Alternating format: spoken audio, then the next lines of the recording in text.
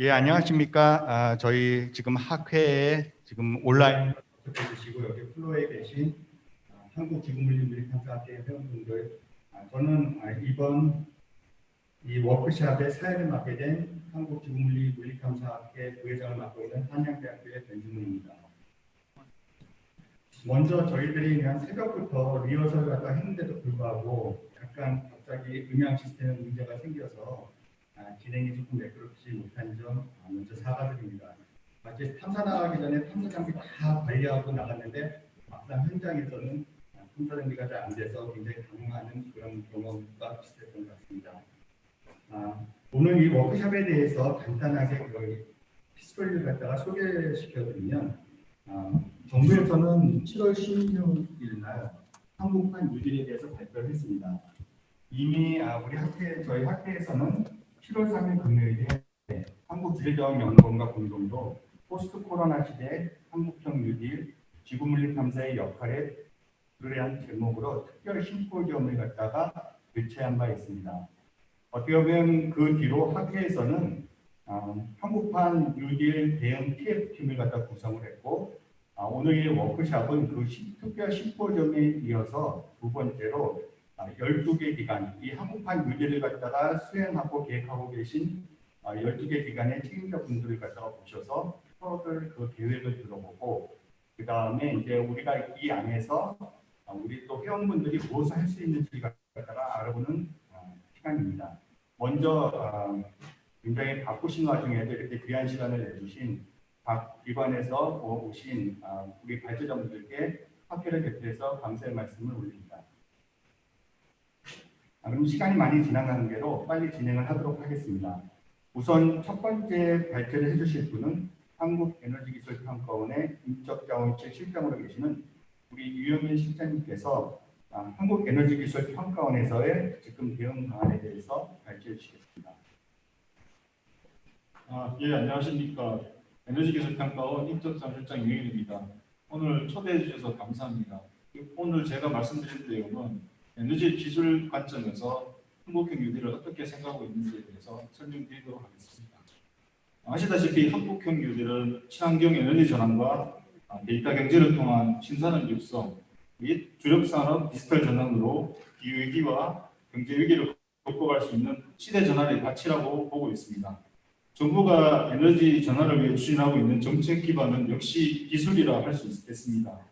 에너지 산업은 아시다시피 데이터, 네트워크, AI로 지칭되는 DNA 생태계 강화를 통한 융합 서비스 산업과 저탄소 분산형 에너지와 재생에너지 중심 산업으로 나아갈 것입니다. 다음 산업도 DNA 생태계와 접목하여 스마트 광산과 디지털 오일필드 분야가 부각될 것으로 생각이 됩니다. 그래서 ICT 기술을 활용한 광산 개발 효율화와 안정성 강화, 석유가스전 개발함에 있어 디지털화를 통한 생산 최적화, 지하 신부 석유가스 보존 탐사 기술과 자료 해석, 분석 및 검증 기술 등을 활용한 탐사 성공률 제고가 중요시 될 것입니다. 먼저 다음으로는 제가 인적자원실이기 때문에 인력 양성 사업 방향에 대해서 설명드리겠습니다. 한국형 뉴딜 추진에 필요한 에너지 융합 인재 공급 체계 마련이 중요한 때라고 저희는 보고 있습니다. 융합 지식과 선도 기술 연구 경험을 축적한 최정상급 인재를 육성하여야만 한국형 뉴딜을 뒷받침할 수 있는 인재가 만들어질 것으로 생각이 됩니다. 이를 위해 정부는 그간의 에너지 중심이라고 했다면 에너지와 에너지, 에너지와 지능정보기술, 에너지와 사회과학을 융합한 융합대학원을 신설할 예정이 있습니다. 아시다시피 올해 2번 정도가 융합대학원을 선정되었는데요. 앞으로 저희가 지속적으로 매년 2~3개씩 계속 지원할 예정이 있습니다. 우리나라가 기술 경쟁력을 갖춘 분야에서 국내 최고 기술을 보유한 민간 기업이 대학과 함께 교육과정을 개발하고 학생들과 함께 연구 개발을 한다면 자연스럽게 최정상급 인재가 육성될 것으로 생각합니다. 그래서 저희가 에너지 기술 혁신센터를 10개 분야에 대해서 지원할 예정입니다. 올해 하반기 기획을 통해 가지고 내년에는 5개 분야에 우선 지원하고 그 다음에 5개 더 지원할 예정이 있습니다. 그리고 최근 들어서 에너지 산업 유복합 단지가 많이 만들어지고 있는데요. 그 지역의 대학을 중심으로 입주 기업의 연구개발 인력 등 현지 수요에 맞춘 지역 인재를 양성하는 것도 중요한 것으로 생각이 되고 있습니다. 제 생각에 자원, 원자력 등 정통 에너지 산업 인력의 고부가가치화의 전환도 꼭 필요할 것으로 생각이 됩니다. 그래서 자원 분야에서도 AI 등 디지털 교육을 접목해서 융합 인재가 양성된다면 자원 산업이 한 단계 더 업그레이드되는 때가 올 것으로 생각이 됩니다. 네, 감사합니다.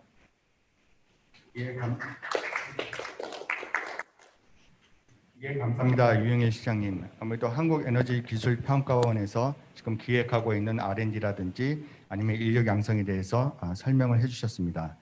다음은 최근에 이제 아예 사장님께서 전사적으로 수소 시대의 주역이 되겠다고 말씀해주신 한국가스공사에서 이 수소에 관련된 것을 맡고 있는 수소기획부의 배경석 부장님께서 한국가스공사에서 준비하고 있는 저희 대응책에 대해서 말씀해 주시겠습니다. 예, 안녕하십니까. 한국가스공사 수소기획부의 배경석이라고 합니다. 수소 에너지의 필요성과 가능성에 대해서 짧게 좀 말씀을 드리겠습니다. 필요성에 대해서는 다들 아실 것 같아서 생략을 드리고요. 가능성 부분들에 대해서 좀 말씀드리겠습니다. 가스공사가 전망하기에 수소 에너지들은 주로 용도는 이제 발전용과 모빌리티 용으로 사용되고 있습니다. 정부의 계획에 따르면 2040년까지 발전용으로 400만 톤, 그리고 모빌리티용으로 100만 톤 정도의 이제 수요가 창출될 것으로 저희 예상을 좀 하고, 저희들이 이제 자체적으로 모빌리티 부분의 수요를 이제 예측을 해보면 그보다는 조금 더 줄어들지 않겠냐라고 지금 생각을 좀 하고 있습니다. 이 모빌리티가 여기 좀 줄어드는 이유도 두 가지인데, 하나는 이제 주행 거리가 좀 짧아지고, 그다음에 엔진의 효율이 높아지는 측면들 때문에 있습니다. 두 번째로 이제 조달 방식의 문제인데, 주로 이제 제조된 수소를 어떻게 제조하는 것과 그리고 제조한 수소들을 어떻게 운송하는, 소비시까지 어떻게 운송하는 것이 저희들의 주된 관심이고 또 관건이라고 좀 볼 수 있을 것 같습니다. 수소를 제조하는 방식은 크게 세 가지 부분이 있습니다. 하나는 석유화학 부분에서 제조하는 이 포생수소, 그리고 천가스에서 추출한 추출수소, 그리고 이 재생에너지에서 생산하는 수준의 수소가 있을 수 있습니다. 지금 우리나라에서 생산되는 수소의 대부분들은 부생수소로 지금 이루어지고 있습니다. 그런데 이제 22년까지는 부생수소가 충분히 이제 수요를 더 감당을 할 수 있지만 22년 이후에는 부생수소가 생산하는 양이 한계가 있기 때문에 추출수소, 수준의 수소가 보완적으로 공급할 수밖에 없습니다. 그런데 이제 문제는 이 수준의 수소의 경우에는 생산 단가가 굉장히 좀 비쌉니다. 그래서 이제 만원 이상의 좀 수소 킬로그램당 만원 이상의 이제 수소가 가격이 있기 때문에 이 부분들이 현실적으로 좀 가격이 낮아지기 전까지는 저가스에서 추출하는 추출용 수소를 가지고 이 수요를 이제 감당해야 되지 않겠냐고 판단을 좀 하고 있습니다. 여기서 문제가 되는 것은 이제 이 생산 과정에서 나오는 CO2를 어떻게 이제 처리할 것이냐의 문제들인데, 지금 기술 개발들이 좀 활발하게 좀 진행되고 있습니다. 다음에 이제 이 논의될 것들은 생산된 수소들을 어떻게 공급할 것이냐의 문제입니다. 튜브 트레일러, 그리고 액화, 배관, 이 세 가지 방법들인데, 튜브 트레일러는 소규모 생산 공급 방식으로는 적합할지 모르지만 대규모 공급 방식으로는 적합하지 않는 어떤 구조를 갖고 있습니다. 일회 운송량이 약 한 200kg밖에 안 되기 때문에 굉장히 적은 양을 운송하고 있습니다. 그래서 이제 이 대량의 수소를 수송하기 위해서는 배관이나 액화 방식으로 이제 넘어갈 수밖에 없는 거고, 저희들은 여기에 대해서 이제 연구를 하고 있고, 그리고 수요들을 어떻게 효율적으로 운송할지에 대해서 고민을 좀 하고 있습니다. 포가스와 목표와 계획의 부분들입니다. 두 가지를 좀 말씀드리고 싶은데, 하나는 포가스가 갖고 있는 이제 수급 안정에 대한 부분입니다. 그리고 두 번째는 이 가격 경쟁력 부분입니다. 이 수급 안정 부분들은 이제 에너지의 특성상 이제 필수제이기 때문에 이 생산과 소비가 일치를 해야 되고, 그리고 이 공급 중단이 없어야 된다는 부분. 두 번째로 에너지 가격 경쟁력 부분인데, 소비자가 수소라는 에너지를 선택하기 위해서는 가격 경쟁이 굉장히 중요합니다. 그래서 이제 소비자 선택들이 가능할 수 있도록 경쟁 요인 경유 또는 이제 전기와의 가격 경쟁력들을 높이기 위한 작업들을 지금 진행을 하고 있습니다. 저희들 목표에 따르면 2030년에 프라이스 패리티를 달성하는 것을 목표로 해서 2030년까지 수소의 가격들을 좀 낮추는 작업들을 좀 진행을 좀 하고 있습니다. 이 정도가 이제 저희들이 갖고 있는 큰 계획이고, 이 부분에 대해서 보다 더 자세한 설명들은 다음 기회에 말씀드리겠습니다.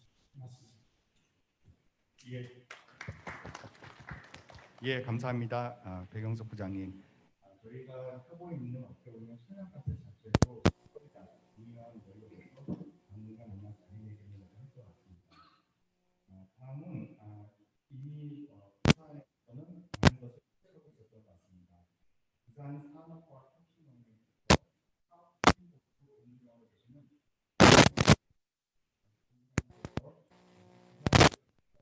대해서 많은 것을 설명해 주시겠습니다. 예, 그 부산 산업과학혁신은 그 사업추진본부장 김영석입니다. 어제 제가 저 기조 강연에서 좀 말씀을 드렸는데, 그 부산을 비롯한 그 여러 지자체에서는 그 국비 확보를 위해서 많은 노력을 하고 있습니다.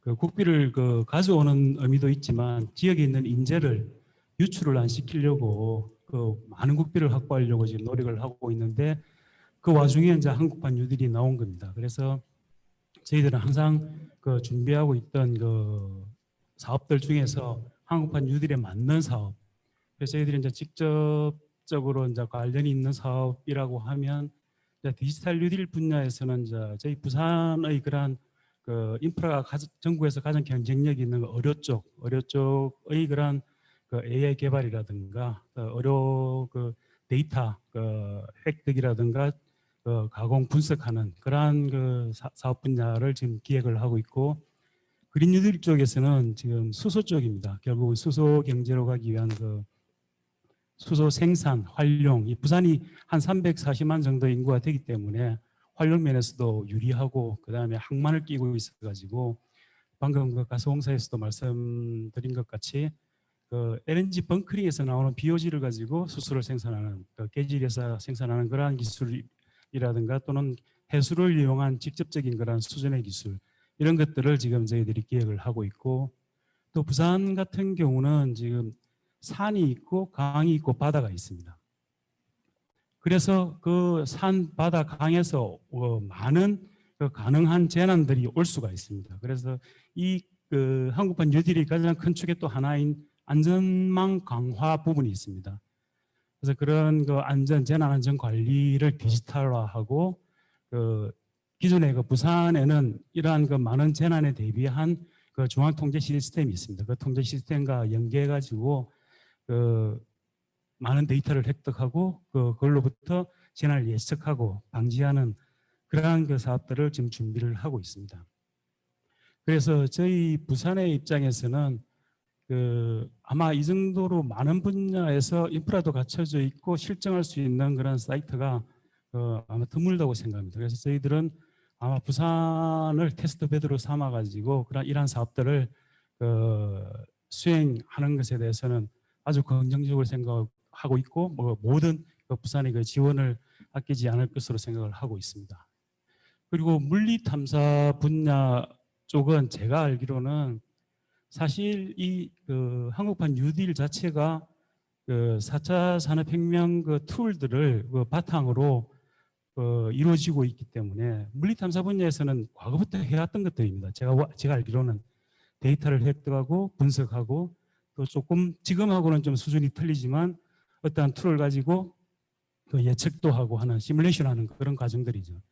그래서 그 아마 물리 탐사 분야에서는 이런 한국판 뉴딜하고 가장 맞는 딱 적합한 그런 분야가 아닌가 그렇게 생각을 하고 있습니다. 그래서 오늘 이 모임이 한 번의 그런 워크숍으로 끝나지 않고 차후에 계속적인 사업 발굴을 위한 그런 계속적인 모임이 되었으면 하고, 저희들도 적극적으로 참여하도록 하겠습니다. 네, 이상입니다. 예, 감사합니다. 김영석 본부장님. 특히 말씀 맨 끝에 이 모임이 여기서 그냥 끝나지 않고 계속해서 서로들 토론하고 논의해서 발전적인 방법으로 이루어져 나갈 수 있도록 해주시는 말씀 정말 감사드립니다. 저희 학회에서도 원하는 바입니다. 잠깐 중간에 서두에 말씀을 못 드려서 그런데 오늘 워크숍은 일단 12개 기관의 발제자분들이 모두 발표가 끝난 다음에 잠깐 브레이크 타임을 갖고 그 다음에 이제 플로어와 또 여기 계시는 기관에서 오신 분들끼리도 서로들 자유롭게 토론할 수 있는 시간을 갖도록 하겠습니다. 그래서 지금 온라인으로 접속해 주신 분들도 잘 생각을 하셨다가 나중에 채팅방을 통해서 질문이라든지 아니면 의견 개진을 해주시면 감사하겠습니다. 한국판 뉴딜은 크게 그린 뉴딜과 디지털 뉴딜이 있습니다. 그렇기 때문에 특히 그린 뉴딜에서 어떻게 보면 우리 CO2 문제는 굉장히 중요한 문제라고 할 수 있습니다. 다음은 산업통상자원부 온실가스 감축팀의 강정홍 사무관님께서 온실가스 감축 수단으로서의 CCUS와 정부의 역할이 무엇인지에 대해서 말씀해 주시겠습니다. 예, 안녕하십니까. 산업통상자원부 강정웅 사무관입니다. 저는 온실가스 감축팀에서 CCUS 업무를 맡고 있고요. 그 온실가스 감축 수단으로서의 CCUS에 대한 정부의 역할과 과제라는 주제로 간단히 말씀드리겠습니다. 일단 이제 국제적으로는 IEA에서 2019년에 발표를 한 게 있는데요. 50년까지 CCUS가 전 세계 CO2 감축량의 약 9% 정도를 점할 것이라는 발표가 있었고, GCCSI에서는 향후 10년간 이제 50여 개의 대형 프로젝트가 운영될 것이라고 전망을 한 바 있습니다. 이미 지금 현재도 전 세계 한 19개 정도 프로젝트, 50만 톤 이상의 프로젝트가 운영되고 있고요. 양으로는 한 3,700만 톤 정도가 저장되고 있는 프로젝트로서 지금 운영되고 있습니다. 우리나라에서는 지금 2030년까지 온실가스 감축 로드맵을 세운 바 있고요. 그 안에 CCUS로서 1,030만 톤을 감축하겠다라는 목표를 세운 바 있습니다. CCS는 약 400만 톤, CCU는 약 630만 톤의 감축 목표를 가지고 있고요. 최근에 LEDS라고 장기 저탄소 발전 전략을 정부에서 수립하고 있고요. 올해 안에 유엔에 제출하는 것을 목표로 지금 하고 있습니다. 근데 작년부터 그 환경부 중심의 그 민간 포럼단이 꾸려져서 운영되고 있었는데, 그 안에서는 민간 포럼에서 공고한 바로는 2050년까지 CCUS가 약 한 6,700만 톤 정도의 역할을 해줘야 된다라고 권고한 바가 있고요. 일단 CCUS의 뭐 국내외에 대한 동향을 간단히 말씀드렸습니다. 근데 저희 정부에서는 2010년도에 CCS 종합추진계획이라는 것을 세웠습니다. CCS는 뭐 산업부 혼자 하는 건 아니고요. 이제 국무총리실이 주관을 하고 있고, 산업부가 실증 상용화, 과기부가 원천 기술 개발, 해수부가 해양 쪽에서 저장소 확보, 환경부가 환경 영향 평가 등, 그러니까 지금 한 5개 부처가 공동 협력을 통해서 하고 있습니다. 그래서 지금 국무총리실에서 CCUS 정부 종합 추진체를 운영하고 있고요. 저희도 그 안에서 지금 많은 논의들을 하고 있습니다. 근데 지금 최근에는 아까 말씀드린 것처럼 이제 온실가스 감축 수정 로드맵의 내용들이 들어가 있고, 작년에 녹색성장 5개종 계획을 수립을 했는데요. 그 안에도 이제 일부 내용들이 들어가 있는데 30년까지 역시 공이 같은 목표들이 지금 들어가 있습니다. 약 1,000만 톤, 1,030만 톤 목표들이 들어가 있고요. 근데 저희가 지금 이 CCUS는 포집부터 수송, 저장 또 활용하는 각각의 기술들이 융합해 있는 어떻게 보면 종합적인 융복합 기술로 볼 수 있는데, 지금 각 분야들이 아직 개발해야 될 내용들이 굉장히 많이 있습니다. 근데 저희가 지금 보기에는 포집 부분은 가장 시급한 문제가 기술 고도화는 물론이고 경제성을 좀 확보해야 될 필요가 있겠다. 그래서 포집 단가를 좀 떨어뜨려야 되는 게 좀 저희가 과제로 안고 있고요. 수송 저장 같은 경우에는 국내에서 아직 저장소를 확보하지 못했습니다. 물론 이제 2010년부터 지금 한 10여 년 동안 이제 많은 전문가분들께서 국내 이제 유망 구조에 대해서 많은 연구를 해주셔서 그 내용들을 보면은 국내 그러니까 저장소로서 가치 있는 공간들이 꽤 많이 보이고 있고요. 저희가 그것들을 실제로 탐사나 시추를 통해서 실제로 찾아내는 그런 작업들을 이제 향후에 계속 지속할 생각이고요. 그 저장 쪽에서는 저희가 포항에서 그 실증 사업을 했었습니다. 그래서 17년도 1월부터 한 3월까지 해서 한 100톤 정도의 작지만 CO2를 주입한 바 있고요. 이것은 해상 쪽에서는 뭐 전 세계에서 한 3번째, 4번째 들어가는 그런 기술에서의 어떤 저희가 성과죠. 근데 아쉽게도 이제 17년도 포항 지진이 발생하면서 안정성과 뭐 수용성에 대한 우려가 있어서 그 사업을 계속하지 못했습니다. 그래서 앞으로는 통합 실증이라는, 그러니까 수송 따로, 저장 따로, 모니터링 따로가 아니라 한꺼번에 실제로 해봐야겠다라는 뭐 저희가 계획들을 가지고 있고요. 그리고 활용 쪽에 있어서는 아직 그 우리나라에서 실증 및 상용화 뭐 진입 단계라고 볼 수 있고 상용화된 기술들이 사실은 뭐 많이 없습니다. 그래서 앞으로 일단 뭐 CCU 그러니까 활용 쪽의 기술들을 좀 많이 실증 상용화 단계에서 머물고 있는 기술들을 좀 발굴을 해서 그러니까 상용화 쪽으로 많이 가야겠다라는 생각을 가지고 있고요. 앞으로 정책 추진 방향에 대해서 이제 간단히 말씀드리면 저희가 아까 말씀드린 것처럼 이제 CCU에서 종합 추진체가 있고요. 수용성 부분에서 이제 안정성과 수용성에 대한 국내 고유한 문제, 그러니까 저희는 그 굉장히 중요시하게 생각하고 있습니다. 그래서 그러니까 국민들께서 또는 이제 전문가분들께서 충분히 보시기에 안전하고 수용할 만한 그런 어떤 제도적인 장치들을 좀 만들어야겠다라는 생각들을 가지고 있고 저희가 올해 재정 시행을 목표로 지금 그런 관리 감독 또는 뭐 안정성, 수용성 제고를 목적으로 하는 지침을 만들려고 하고 있고 향후 한 3년 정도 내에는 CCS 추진을 위한 육성 및 뭐 안전에 관한 법률을 제정할 계획에 있습니다. 뭐 역시 모두 말씀드린 것처럼 그건 뭐 산업부뿐만 아니라 각 부처가 같이 해줘야 되는 문제이고요. 그리고 저장소는 저희가 최우선 시급과제로 생각을 하고 있고 지금 2023년까지 한 1억 톤 정도를 찾겠다라는 목표를 세웠고 예산은 지금 확보를 좀 했습니다. 그래서 한 3년 정도 부처랑 협업해서 찾을 생각이고요. 한 내년에 빠르면 내년에 유망구조 도출을 해수부랑 같이 해서 내년 말이나 내후년 초에는 최소한 1억 톤 이상 찾겠다 이런 계획을 세웠고 2030년까지는 그 이상 목표를 가지고 좀 찾으려고 하고 있습니다. 그리고 아까 말씀드린 그 실증에 대한 부분들은 이미 동해가스전이 있습니다. 동해가스전이 지금 생산 중에 있는데 22년이면 생산 종료가 되고요. 그러면 저희가 지금 그리고 있는 그림은 23년부터 그 저장소 안이 지금 비어 있으니까 그 저장소를 활용해서 CCS 사업을 좀 추진하려고 지금 그림을 좀 그리고 있는데 동해가스전이 저희한테 주는 의미가 굉장히 있습니다.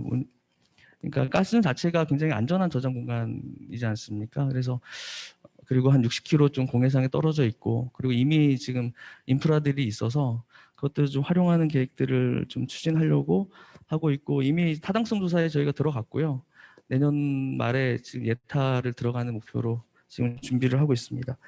그리고 뭐 이런 것들이 이루어지려 그러면은 저희 30년까지 400만 톤 CCS, 630만 톤 CCU, 뭐 특히 400만 톤의 CCS 중심 말씀드리면은 굉장히 많은 지원들이 좀 있어야 될 것으로 생각을 하고 아까 이제 저희가 뭐 수용성이나 안정성 말씀드렸지만 그런 경제적인 부분들을 조금 커버할 수 있는 지원책들을 좀 마련을 해야 될 것 같고요. 그리고 뭐 기술 개발들은 역시 계속 이루어져야 될 것 같습니다.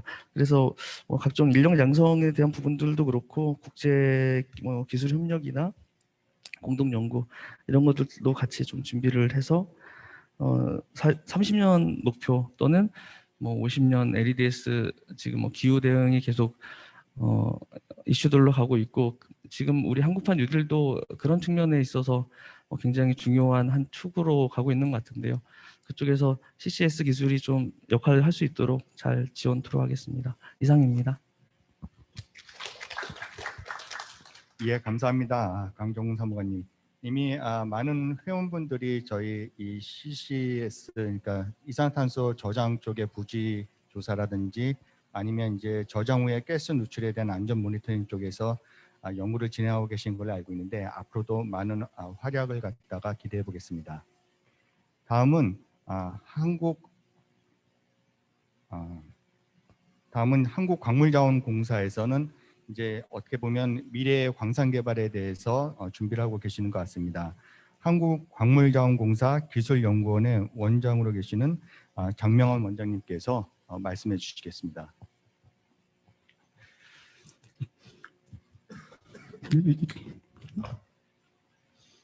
예, 안녕하십니까. 저는 한국광물장공사의 기술연구원에 있는 장명환입니다. 저희 공사에서는 한 18년도부터 광산 분야에 대한 연구를 수행했습니다. 그래서 디지털 분야 쪽으로 상당히 저희들이 많이 수행을 했는데요.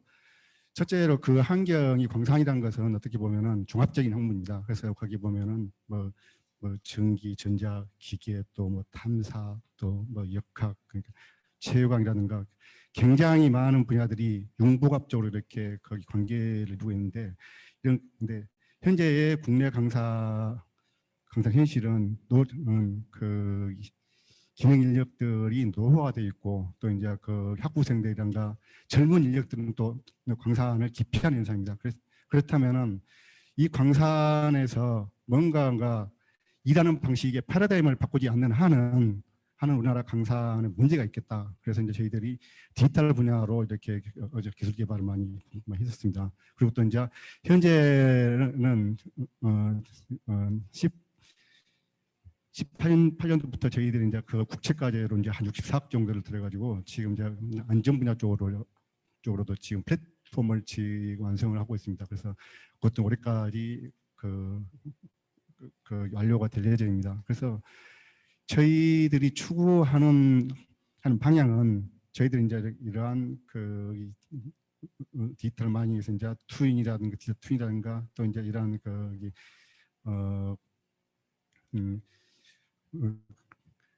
광산을 관리하고 종합적으로 또 이제 그 시대별에서 이런 것들을 판단해서 광산 경영에 도움을 줄 수 있는 그런 플랫폼을 개발하고 있는데 문제는 뭐냐면은 광산에 계시는 CEO들이 인식의 전환이 안 되면은 아무리 좋은 기술을 개발하더라도 그게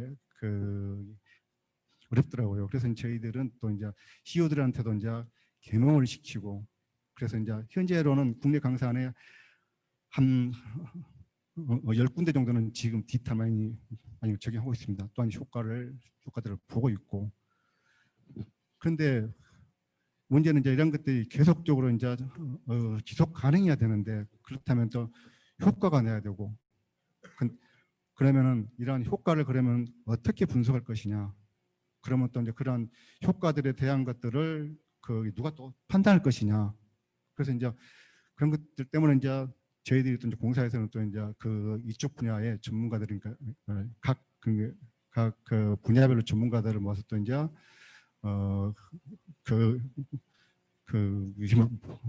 마이닝 오픈 그룹도 만들었습니다. 그래서 이제 이러한 그룹에서 향후에 가는 그런 기술 개발이라든가 그런 방향이라든가 이런 것들을 제시해 주시고 또 이제 저희들이 이렇게 이제 같이 했던 기술들을 같이 평가를 해주시고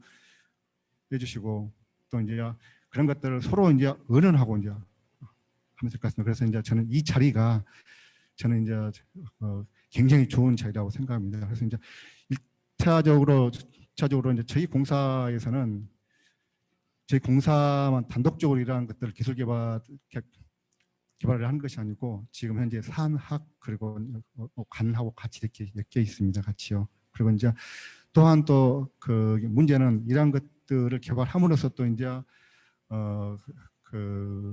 새로운 인력에 대한 수요를 창출하고 그러한 방향으로 이제 저희들이 이끌어가고 있는데 이런 것들을 하다 보니까 제일 문제가 이제 정부도 정부지만은 우리가 이렇게 이끌어 나가는 컨트롤 타워 그런 것들이 좀 필요하겠다는 것들입니다. 그래서 이제 이번 워크숍이 굉장히 저는 좋은 어떤 계기가 될 거다 이라는 생각입니다. 예, 감사합니다. 예, 감사합니다. 장명환 원장님. 앞으로 미래의 광산이 어떻게 변할지 굉장히 궁금합니다. 다음은 이제 우리 전라남도에서 특히 구린 유리를 갖다가 어떻게 준비하고 있는지에 대해서 전라남도 녹색에너지연구원에 계시는 태양에너지팀에 계십니다. 선임연구원이신 박종성 선임연구원님께서 말씀해 주시겠습니다.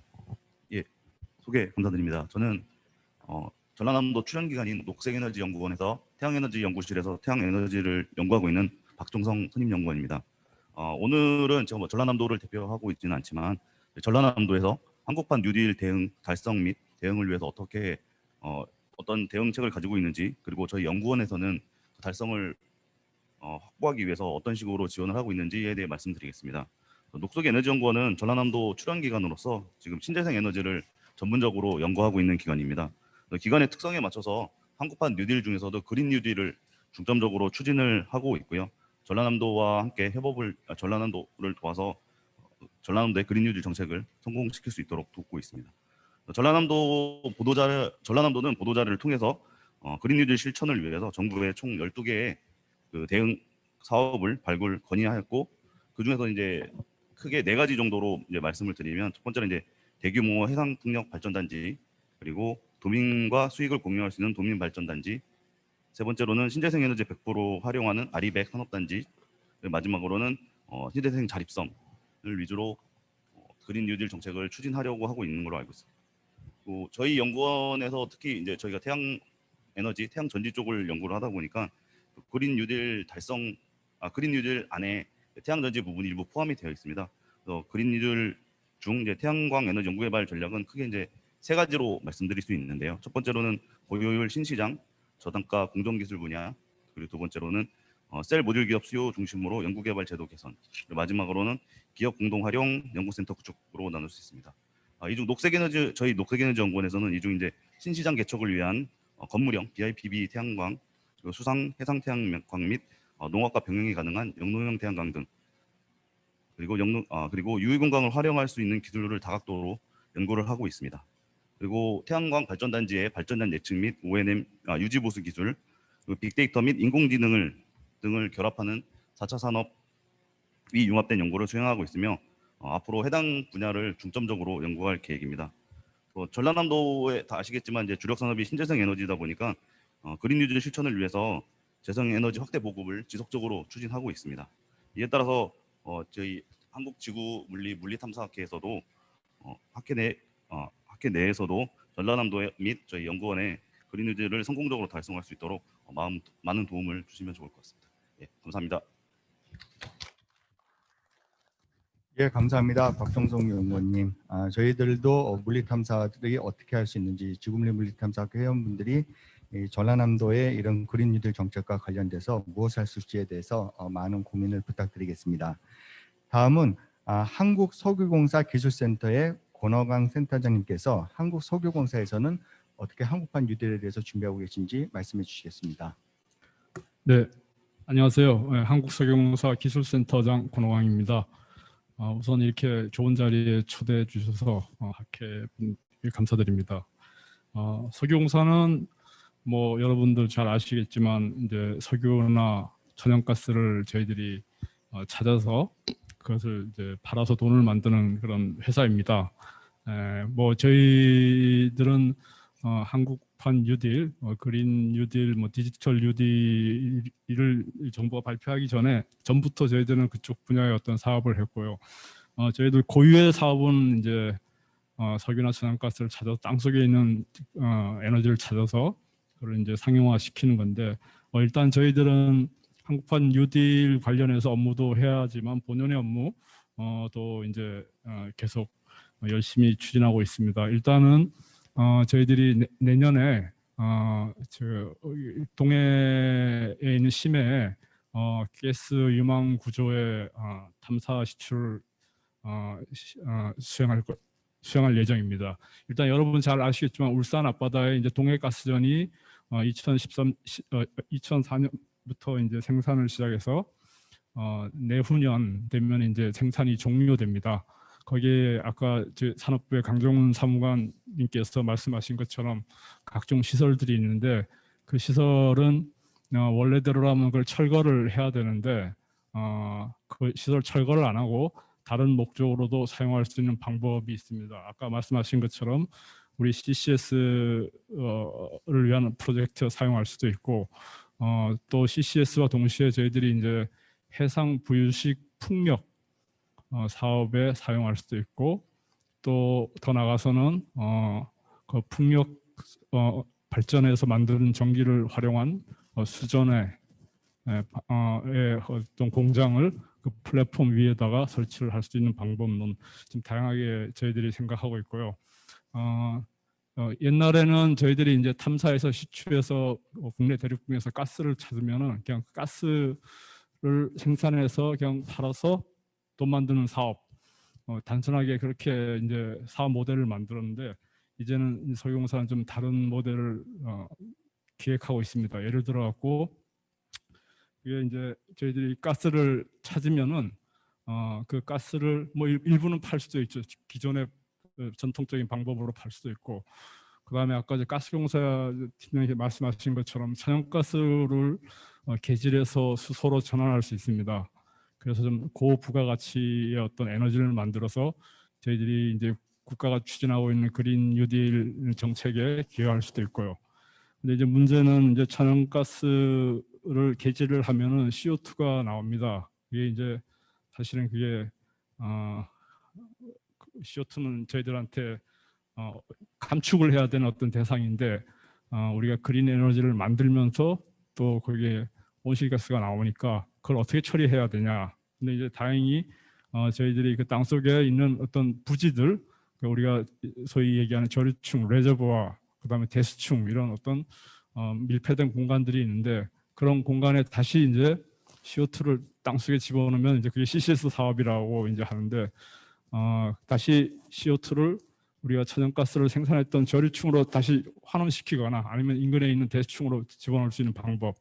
그러면은 천연가스 개질 방법이 이제 그린 수소는 아니지만 그 블루수소까지 해서 넷제로의 어떤 방법이 될 수 있습니다. 그래서 석유공사는 뭐 과거부터 우리가 R&D로 계속 이렇게 CCS 부지를 찾는 R&D를 했지만 이제는 그걸 이제 R&D 차원을 넘어서 어떤 사업화 시켜갖고 CC 그 국내 대륙붕에 있는 CCS 부지들을 최대한 찾아내서 그거를 어떤 상용화 시킬 수 있는, 단순히 발전소에서 나오는 어떤 CO2를 우리가 그 땅속으로 저장하는 것뿐만 아니라 앞으로 이제 수소를 만드는 가정에서 나오는 어떤 CO2까지도 이렇게 집어넣을 수 있어서 우리가 굳이 그 수소를 비싸게 해외에서 도입하는 게 아니라 국내에서 이렇게 해서 결국에는 이제 수소 생산 단가도 낮추고 CO2를 이제 저감할 수 있는 어떤 방법, 두 가지 이제 토끼를 잡는 그런 어떤 방법론을 기획하고 있습니다. 자, 이렇게 하려면은 땅속에 어떤 부지가 어디에 있고 그 부지의 규모가 얼마인지를 이제 저희들이 알아야 되는데 이제 그걸 먼저 추정을 하고 거기에서 시추를 해갖고 그 부지가 뭐 거기서 천연가스가 나오면 좋고요. 천연가스가 안 나오더라도 그 부지가 어떤 밀폐되는 효과를 갖고 있다는 그런 걸 컨펌만 할 수 있다면은 과거의 어떤 탐사 전략이 단순히 천연가스나 석유를 찾는 어떤 그런 목적에서 이제 그것 플러스 CCS 공간으로서 활용할 수 있는 어떤 그런 거를 컨펌을 할 수 있다면은 이제 저희들이 시추하는 목적이 더 늘어날 수 있고요. 자, 시추하기 전에 당연히 이제 먼저 그런 부지가 어디에 있는지 그걸 이제 물리 탐사로 저희들이 해야 됩니다. 그래서 오늘 이렇게 물리 탐사 학회에서 여러분들이 많이 오셔갖고 이렇게 좋은 얘기 하시는데 이 물리 탐사의 기술자들이 그런 앞으로 우리나라가 이렇게 우리 회사가 추진하고자 하는 방향에 굉장히 큰 기여를 해 주셔야 되고요. 그다음에 CCS는 잘 아시겠지만 일단은 집어 넣으면 들어갈 수 있냐, 그다음에 들어간 CO2가 땅속에서 어떤 거동을 하고 그 CO2가 다시 대기로 나오지 않냐를 계속 주기적으로 모니터링을 해야 됩니다. 전문 용어로 4D 사이즈믹이 계속 주기적으로 수행돼야 하고요. 그래서 그것 또한 이제 물리탐사 기술자 여러분들께서 잘 기여를 해 주셔야 되고요. 그래서 저희들이 지금 그린 뉴딜 관련해서는 기존에 우리가 하고 있는 고유의 업무 석유나 천연가스를 찾는 부지를 찾고 그다음에 개발하고 그 부지를 나중에 CCS로 활용하고 이런 방법도 있고 그와는 별도로 저희들이 지금 V식 해상 풍력 프로젝트를 추진 중에 있습니다. 그래서 저희 계획으로는 26년에 동해가스전 인근에 이제 풍력 발전 시설을 설치하고 거기다 이제 전기를 생산해 갖고 한 200메가와트 정도를 초기에 전기를 만들 예정입니다. 이제 그린 에너지고요. 이제 저희들이 그 풍력 생뚱맞게 석유공사가 왜 풍력을 하냐 뭐 이렇게 질문들도 많이 하는데 그게 이제 국내 최초의 부유식입니다. 플로팅 방법이고 플로팅 해상 플로팅 시설은 뭐 석유업계에서는 이미 오래전부터 사용했기 때문에 저희들이 이제 그 기술을 활용해서 풍력 사업을 시작하고요. 200메가와트로 이제 처음에 시작해서 그게 좀 실용화가 되면은 자신이 생기면은 좀 확장을 할 겁니다. 그래서 지금 뭐 풍력은 육상 그다음에 연안 쪽에서 이미 고정식 풍력이 상용화되고 있지만은 문제가 있습니다. 민원 문제도 있고 그래서 앞으로는 좀 쉽지 않을 거로 기대하고 결국에는 이제 원거리로 나가야 되고 그래서 만약에 해상 풍력, 부유식 풍력이 이제 검증이 되면은 저희들이 사업을 확정하고 그러면은 이제 그거를 수전의 방식으로 해갖고 수소를 만드는 프로젝트로 기억하고 있습니다. 그러면 천연가스 계질 블루 수소가 아니라 그린 수소를 만들 수 있는 어떤 그런 방법이 있고요. 디지털 뉴딜 관련해서는 뭐 저희 회사가 국내뿐만 아니라 해외에서 EMP 사업을 오래 하면서 많은 데이터들을 확보하고 있습니다. 그래서 지금이 이제 최근에는 저희들이 그 데이터를 다 개방을 하려고 합니다. 그래서 민간이나 아니면 학계, 연구계 쪽에 여러분들이 만약에 그런 디지털 뉴딜, 그다음에 뭐 빅데이터, 그다음에 인공지능 관련, 머신러닝 관련해갖고 데이터가 필요한 분들이 있으면 언제든지 저희들한테 요구하면 저희들이 그 데이터를 대여 해줄 것입니다. 그다음에 이제 마지막으로는 저희들이 아무래도 오일 필드가 해외, 국내도 있지만 해외에 많이 있고 그래서 오일 필드에서 뭔가 필요한 기술을 개발하려 한다면 예를 들어 디지털 오일 필드 같은 어떤 그런 아이템들 그러면은 이제 저희들이 그 오일 필드를 이제 오일이나 가스 필드를 대여해주는 테스트 베드 대여해주는 어떤 제도도 있으니까 여러분들이 좋은 연구 아이템이 있으면은 언제든지 저희들한테 요청하시면 저희들이 기꺼이 빌려드릴 수 있습니다. 네, 이상입니다. 감사합니다. 예, 감사합니다. 권호강 센터장님. 저희 동해고가가스전의 활용 방안하고 또 그 수소에너지 융복합 사업, 특히 이제 디지털 뉴딜 사업과 관련돼서 공사에서 보유하고 계신 데이터라든지 현장 테스트 베드를 제공해 주신다는 말씀은 정말 감사드립니다. 다음은 한국수자원공사연구원의 물인프라에너지연구소의 박동순 팀장님께서 한국수자원공사 연구원에서 지금 진행되고 있는 기획에 대해서 말씀해 주시겠습니다.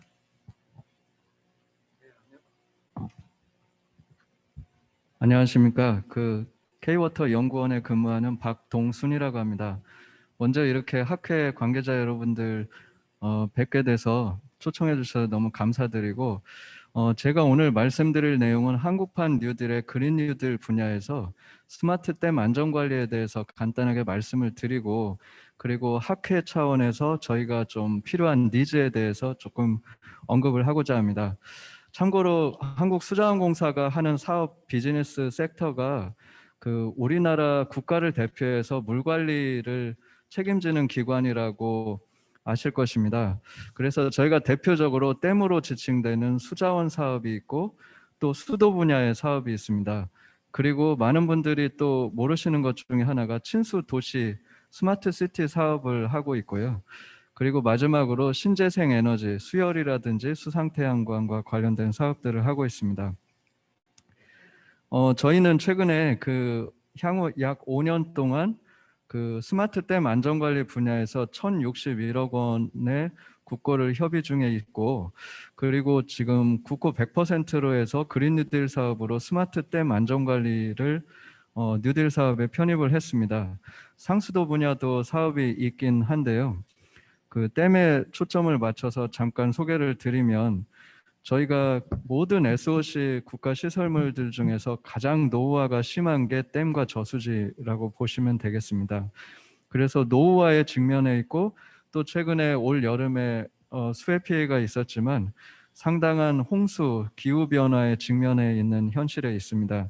그리고 지진 발생도 증가하고 있고, 그래서 안전의 위험 요인들이 증가하고 있어서 한국판 뉴딜 사업에서는 스마트 댐 안전관리를 통해서 저희가 주로 4차 산업 요소기술군 중에서 기존의 인력 위주로 조사하고 점검하고 노하우 중심으로 유지관리를 해온 거에서 그 드론이라든지 수중 ROV 이런 로봇 기술을 도입을 하고, 또 AI 인공지능 기술과 빅데이터 분석 시스템을 구축을 하고, 궁극적으로는 디지털 트윈 기반의 댐 안전 플랫폼을 구축하는 것이 뉴딜 사업의 핵심입니다.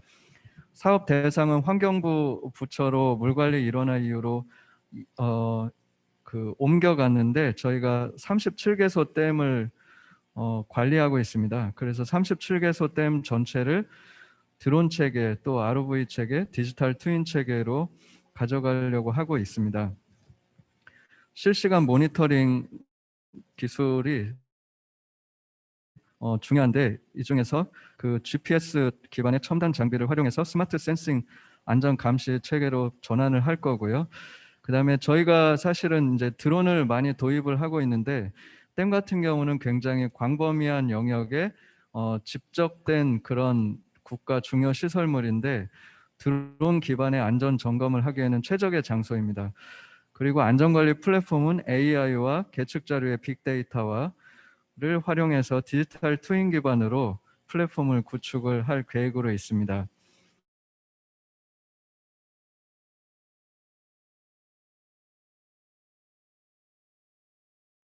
그래서 이제 관점에서 댐 안전관리 분야에도 인공지능이나 디지털 트윈 등 세계 최초로 이런 기술들을 실제적으로 접목하는 그런 연구 개발을 수행 중에 있습니다.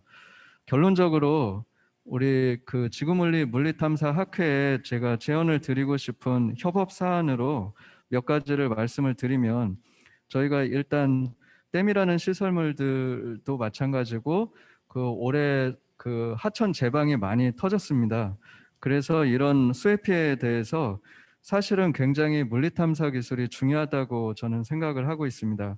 그래서 저희가 주로 싸우고 있는 지중해 3차원의 어떤 누수 경로를 그 매핑하고 탐사할 수 있는 기술이 저희한테는 굉장히 중요한 니즈 중에 하나고요.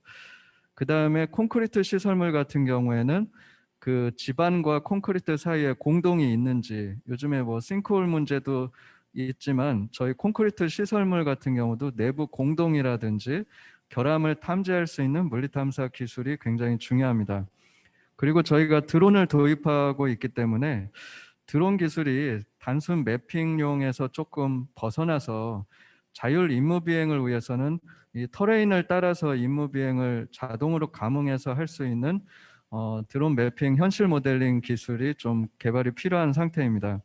그리고 제가 아까 말씀드린 바와 같이 이제 유축 문제도 있었고 상수도 관망 관리의 지능화를 또 다른 뉴딜 사업으로 추진을 하고 있는데, 그 증강현실 AR이라든지 또 혼합현실 MR 기술을 활용을 해서 지중 매설 관로를 어떻게 하면 증강해서 위치 기반으로 서비스할 수 있는지에 관심이 많습니다.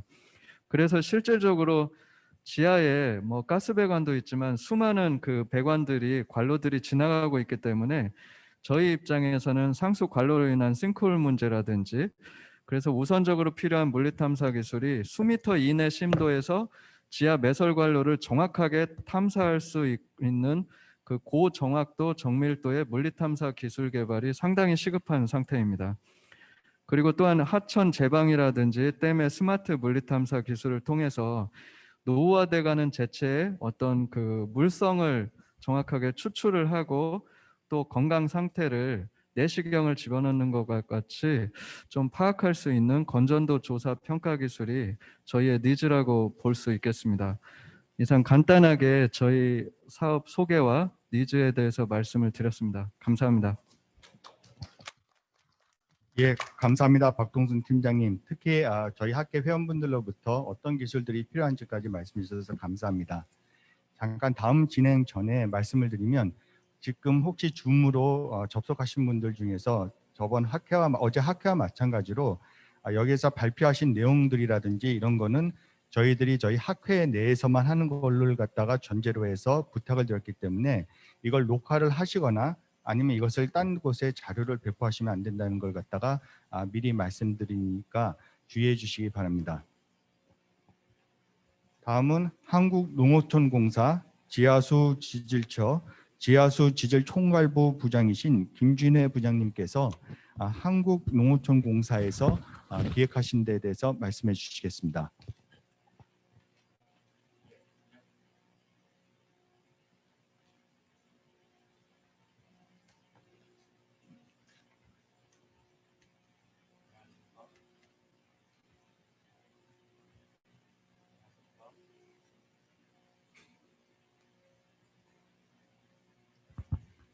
안녕하십니까.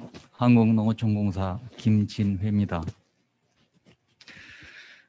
먼저 이 학회 차원에서 이렇게 국가 전체의 탐사 관련 기관들의 관련 사업을 들을 수 있게 해줘서 감사드리고 또 초대해 주셔서 감사드립니다. 앞서 수자원공사에서 말씀하신 우리 댐 안전관리에 대해서 말씀하셨는데 제가 드리고 싶은 내용도 오늘 소개드릴 말씀도 바로 조수지에 대한 내용입니다. 우리나라 용수의 절반 정도가 지금 생활용수로 사용이 되고 절반 정도는 농업용수로 사용이 되고 있습니다. 그 농업용수를 관리하는 것은 조수지죠. 예, 우리나라 조수지가 현재 17,000개 정도 운영 관리되고 있는데 그중에서 농어촌공사가 중대형으로 3,400개를 현재 관리하고 있습니다. 그래서 농어촌공사의 주요 기능인 농업용수의 공급과 시설물 관리 중에 핵심인 이 조수지의 유지 관리, 이 부분에 한국판 뉴딜 사업이 포함되어 있고 그 내용들은 용수를 자동으로 관리한다든가 아니면 수지를 자동으로 원격 모니터링을 한다든가 조수지 제방을 실시간으로 누수와 변형 등에 대한 내용들을 모니터링하는 사업들이 포함되어 있습니다. 그중에 이제 핵심이 바로 조수지의 누수죠. 예. 농업용 조수지들은 수자원공사의 콘크리트 댐이나 라필 댐과는 다르게 흙댐으로 구성이 되어 있습니다. 더군다나 이게 거의 대부분이 나이가 70년 이상이 됐습니다. 3,400개가 있는데 그게 1940년대 전후로 다 축조가 됐다는 거죠. 상당히 이 노후화에 대한 문제가 심각하다고 할 수밖에 없습니다. 거기다가 최근에 이제 이상기후에 의한 집중호우 이 부분이 더더욱 저희들의 어떤 재난 문제에 대한 인식을 새롭게 하고 있는데 올해 같은 경우는 집중호우 장마 기간이 45일 정도 유지가 됐고 그 사이에 지자체를 포함한 모든 저수지들 중에서 약 57개 정도가 송계가 발생했습니다.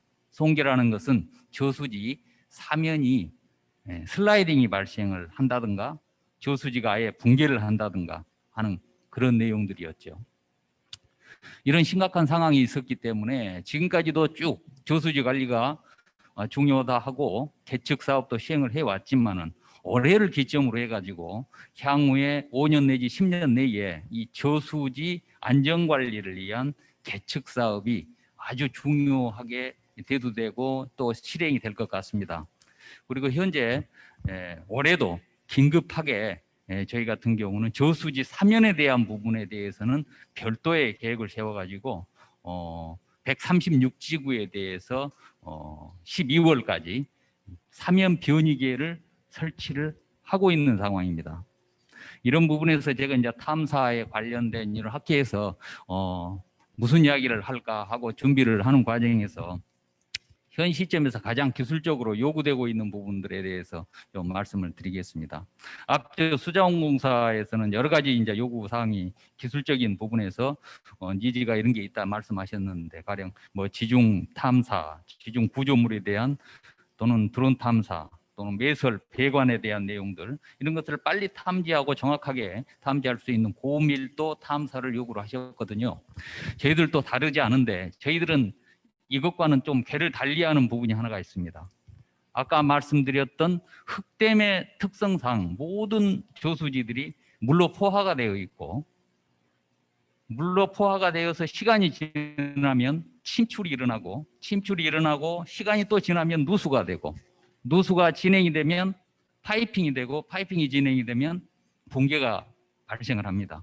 그래서 누수가 발생하기 직전에 이런 부분을 빨리 찾아내서 보수 보강을 함으로써 저수지를 오랫동안 안전하게 유지할 수 있는 방법을 찾는 거죠. 그래서 저희들이 지금 이 누수에 대한 계측으로 전기 비저항 탐사 사업을 하고 있고, 전기 비저항 탐사는 제방 제일 상류부에다가 측선을 미리 매설을 해놓고 탐사기만 들고 가면 언제든지 연중 수에 이렇게 탐사를 할 수 있는 이런 시스템을 시행을 하고 있고, 또 수위공을 제방 상부에다가 제방 중심선 상하류부로 수위공을 설치를 해서 이 수위를 측정함으로써 이 제방의 치면선 상태를 분석을 할 수 있는 이 시스템을 설치를 해서 운영을 하고 있습니다. 그래서 이 부분은 점차 향후 5년간 확대가 돼서 전체 3,400개 중 1,217개까지 설치 완료할 계획으로 있고요. 마지막으로 이 개측 사업을 시행하면서 우리 학회하고 우리 기술자 또는 학자들한테 제안을 드릴 수 있는 내용은, 기존의 탐사 방법이 비저항 탐사 방법이 주류를 사용했지만은 과연 이것만으로 완벽하다고 할 수 없기 때문에 탄성파 탐사라든가 전자파 탐사라든가 이런 다양한 탐사 기법을 이런 저수지 누수 부분에 활용할 수 있는 연구가 필요하지 않겠는가 하는 제언을 해보면서 이 학계의 앞으로의 많은 관심과 지원을 부탁드립니다. 이상입니다. 감사합니다. 예, 감사합니다. 김진애 부장님. 우리 저수지 재예방 개측 사업과 관련된 학회 회원분들의 활약을 기대합니다. 다음은 한국광해관리공단 광해방지연구실의 이진수 실장님께서 한국광해관리공단에서 지금 한국판 뉴딜과 관련된 기술 개발이나 연구 개발이 어떻게 진행되고 있는지에 대해서 말씀해 주시겠습니다. 안녕하십니까. 지금 소개받은 한국광해관리공단의 R&D를 맡고 있는 이진수입니다. 지구 물리탐사학회에 초청을 받아서 이런 워크숍에 참석하게 돼서 되게 감사드리고 영광으로 생각합니다. 아시는 바와 같이 저희 한국광해관리공단은 광산 개발 과정에서 발생한 환경적 피해를 복구하는 사업을 메인 사업으로 하고 있고, 폐강 지역의 지역진흥 사업, 석연탄 지원 사업들을 하고 있습니다. 엄밀하게 얘기하면 한국판 뉴딜 사업의 일부분을 저희가 일부 담당하고 있습니다. 아시는 바와 같이 앞서 사회자님이 말씀하신 것처럼 7월 16일 날 한국판 뉴딜 종합 계획을 정부에서 발표한 바 있고요. 이를 이행하기 위해서는 민간 부분도 중요하지만 공공 부분에서 아마 이끄는 부분이 중요하고, 그래야지 좀 더 빠르게 진행될 것이라 하기 때문에 8월 20일 날 한국판 뉴딜 뒷받침을 위한 공공기관 역할 강화 방안을 발표한 바 있습니다. 여기에는 다시 5대 분야로 구분을 하고 각각의 분야에 20개 과제를 선정하였습니다.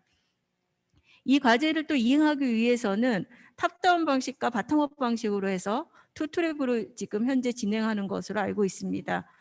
그 탑다운을 하는 것을 중적 관리 프로젝트에서 앞서서 다른 공사에서 말씀하신 것처럼 그 정부에서 중요시하는 부분은 중점 관리 프로젝트에서 40개를 선정했고요.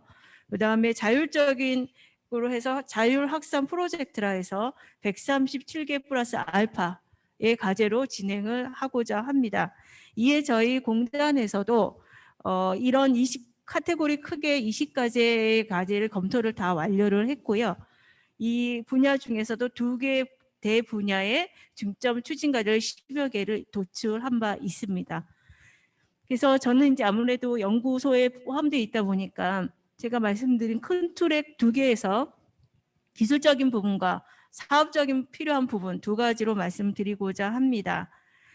한국판 뉴딜은 아시는 바와 같이 크게 이제 디지털 뉴딜과 그린 뉴딜인데, 오늘은 지구 물리 탐사에는 아무래도 디지털 뉴딜 부분이 더 관련성이 높아서 저희가 다 소개는 못 드리고 중점 관심 분야에 대해서 몇 가지만 간단히 설명드리고자 합니다.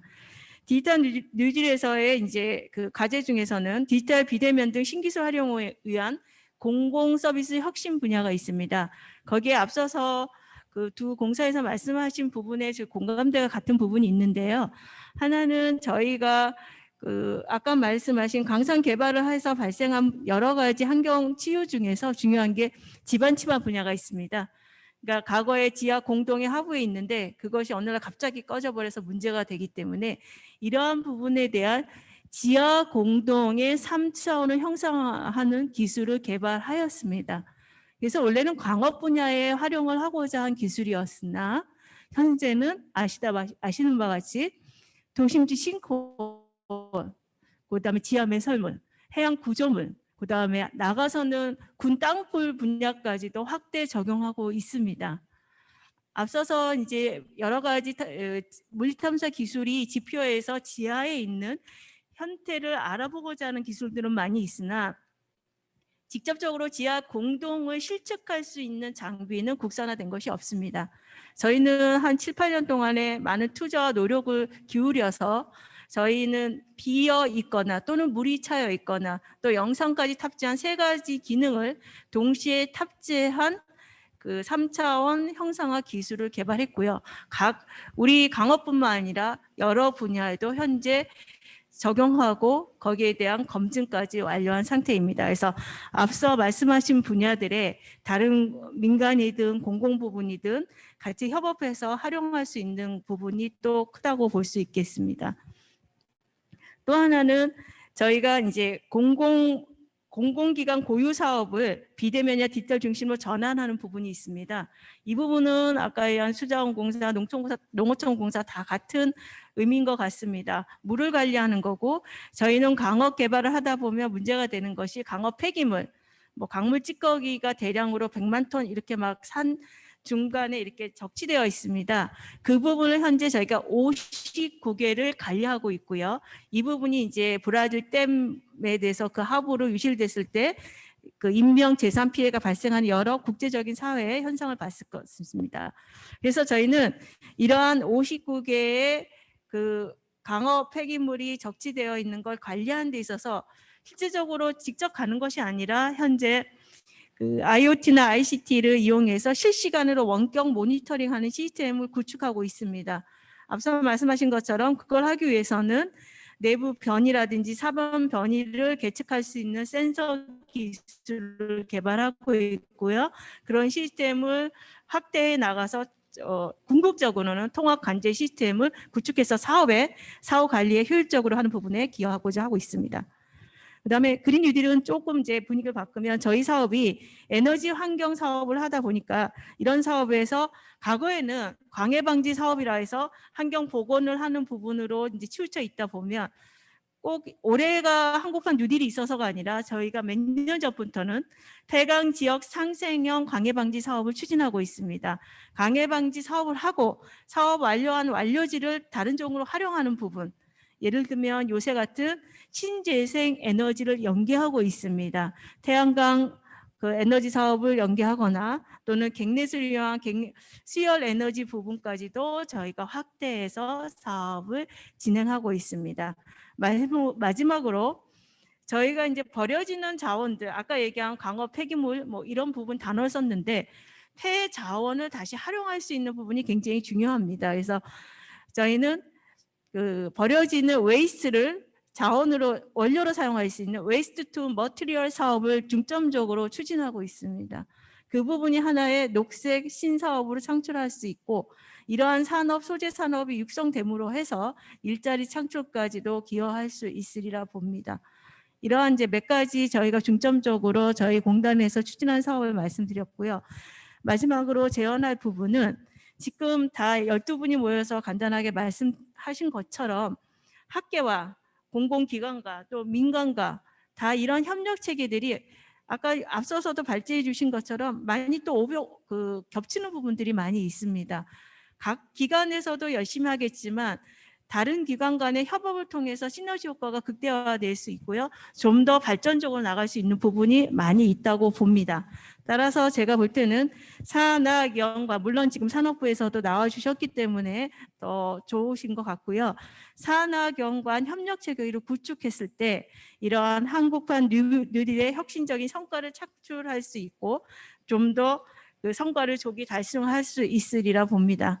이런 부분에 앞으로도 좀 더 발전적인 논의와 협력이 필요할 것으로 보입니다. 감사합니다. 예, 감사합니다. 이진수 실장님. 지금 한국광해관리공단에서 진행되고 있는 중점 추진 과제에 대해서 정확하고 구체적으로 말씀해 주셔서 회원 여러분들이 무엇을 해야 될지 고민하는 데 굉장히 많은 큰 도움을 주신 것 같습니다. 저희 기관을 보시면 이제 알겠지만 정부를 비롯해서 지방자치제, 그다음에 R&D와 인력 양성을 관리하는 평가원, 그다음에 한국판 뉴딜을 갖다가 어떻게 보면 중점적으로 수행하는 공사분들을 모셨는데요. 이제 다음 남은 두 분들은 바로 연구원입니다. 그래서 연구원에서는 어떻게 준비를 하고 있는지에 대해서 우선 먼저 한국해양과학기술원의 관할해역지질연구단 허식 책임연구원분을 모셔서 저희 한국해양과학기술원에서는 무엇을 준비하고 있는지에 대해서 여쭙도록 하겠습니다. 네, 안녕하십니까. 학회에서 감사를 맡고 있는 한국해양과학기술원 허식입니다. 아시겠지만은 해양 분야도 그 뉴딜에 끼어 있는 분야가 되게 많습니다. 아까 일부 언급이 나왔지만 해상 풍력, 해양 CCS, 그 다음에 해양 식물질 개발, 스마트 양식, 그 다음에 요새 핵심인 그 무인 선박, 자율 선박, 수소 선박 뭐 해서 여러 가지 사업이 진행되는데 오늘은 그 분야 중에서 어떻게 보면은 해양의 궁극적인 목적이라고 할 수 있는 그러한 지구물리 탐사를 포함한 무인 자동화 해양 관측 장비 군집 운용 플랫폼 구축 분야에 대해서 말씀을 드리겠습니다. 아시겠지만은 코로나 이후에 가장 큰 해양 쪽의 문제는 대양 연구선이 멈췄다는 겁니다. 보통 우리가 통상적으로 인도양이나 태평양을 탐사를 나가게 되면은 연구원들은 비행기를 타고 이동을 해서 그 목적지에서 합류를 해서 가게 되어 있는데 지금 그러한 부분이 다 막히다 보니까 저희만 그런 게 아니고 전 세계 연구선이 대양 연구선이 거의 멈춰 있는 그러한 상황에 있습니다. 그러면은 향후에 포스트 코로나 이후에 해양 탐사는 어떻게 할 것인가는 상당히 큰 문제가 되고 그런 면에서는 우리가 이제 무인 자동화 관측 장비에 대해서 좀 신경을 쓸 때라고 생각을 합니다. 그 이외에도 우리가 해양 쪽에서 극한 환경 쪽에서 탐사를 하기 때문에 문제가 되는 부분이 상당히 많습니다. 그 하나가 각종 해양 사고 발생 시 접근 및 탐색이 어렵기 때문에 해양 재재난 대응이 상당히 미비한 상태로 있습니다. 그리고 태풍, 쓰나미, 해무 등 악천후가 있었을 때는 데이터 연속성, 신뢰성이 결여되어 있어서 탐사가 거의 불가능합니다.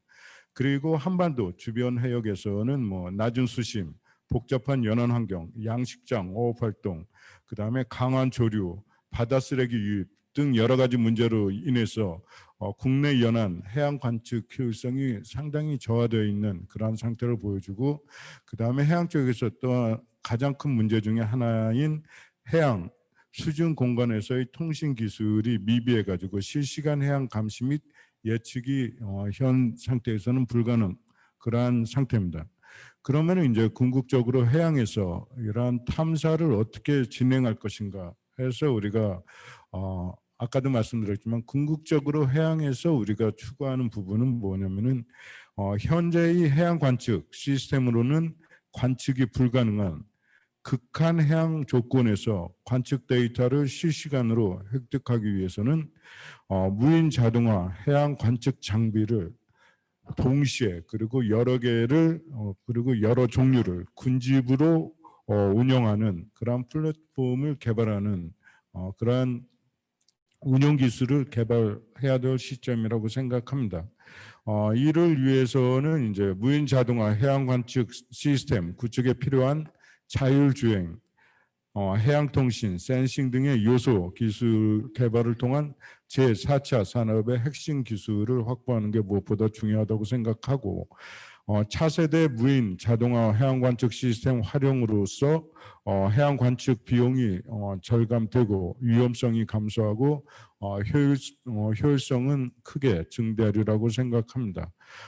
해상 재재난 발생 시에는 사고 지점, 접근성 및 관측, 효율성 증대를 통한 신속하고 안전한 대응력이 강화될 거고 태풍, 쓰나미 등의 해양 악천후 시에는 실시간 해양 관측 자료 획득 및 분석을 통해서 정확한 예측을 할 수 있을 겁니다. 그리고 해양 광역 관측 자료의 공간적 제한 및 저해상도 문제를 보완 가능한 이제 관측 기술을 우리가 획득하게 됩니다. 따라서 이 문제는 저희가 연구기관이라고 하는 게 아니고 전체 모든 분야가 서로 기술 개발을 하고 특히 요소 기술은 아시겠지만 연구소에서는 큰 시스템으로 연구 개발 사업이 필요하기 때문에 그 한양대를 비롯한 뭐 AI 하는 대학부터 시작해서 여러 분야가 그 종합적인 기술을 개발할 수 있는 그런 시스템으로 가야 된다고 생각을 합니다. 그래서 궁극적으로는 이제 해양 쪽에서도 4D 데이터라는 그러니까 실시간 데이터를 얻고 예를 들어서 그 자율 시스템이 예측되는 부분에 그러니까 우리가 측선을 그리는 게 아니고 이상이 있는 부분을 찾아가면서 관측을 할 수 있는 쪽으로 간다면은 보다 경제적이고 그러니까 우리가 핵심적인 관측을 할 수 있을 것이라고 생각을 하고 특히 해양 쪽에서 돌발 상황이나 악천후, 극한 환경에서 해양 관측의 경제성, 기동성, 정확성을 확보할 수 있으리라고 생각을 합니다. 지금 발표드린 내용이 사실 해양 쪽에서 어떻게 보면 궁극적인 목표이기도 하지만은 어느 정도까지는 장비 개발부터 시작해서 부분별로 사업이 진행되고 있어서 언젠가는 우리가 그 연구소는 어떻게 보면은 수송선 개념으로 쓰고 나머지는 자율적인 그러한 관측 장비를 활용해서 해양 관측을 수행할 수 있는 날이 있으리라고 생각하고 그런 면에서는 특히 돈이 되고 뭐 석유 개발을 한데 해상 쪽에서 석유 개발을 한다든가 아니면은 우리가 뭐 해상 쪽에 시설물 만든다든가 케이블을 깐다든가 아니면 연육교를 만든다든가 여러 가지 해양 시설물에 관계되는 그러한 분야가 많이 있기 때문에 이러한 분야에 대해서 지구물리 탐사 쪽에서 좀 더 신경을 써가지고 종합적인 기술을 개발할 수 있는 그러한 계기가 됐으면 좋겠습니다. 감사합니다. 예, 감사합니다. 허식 박사님.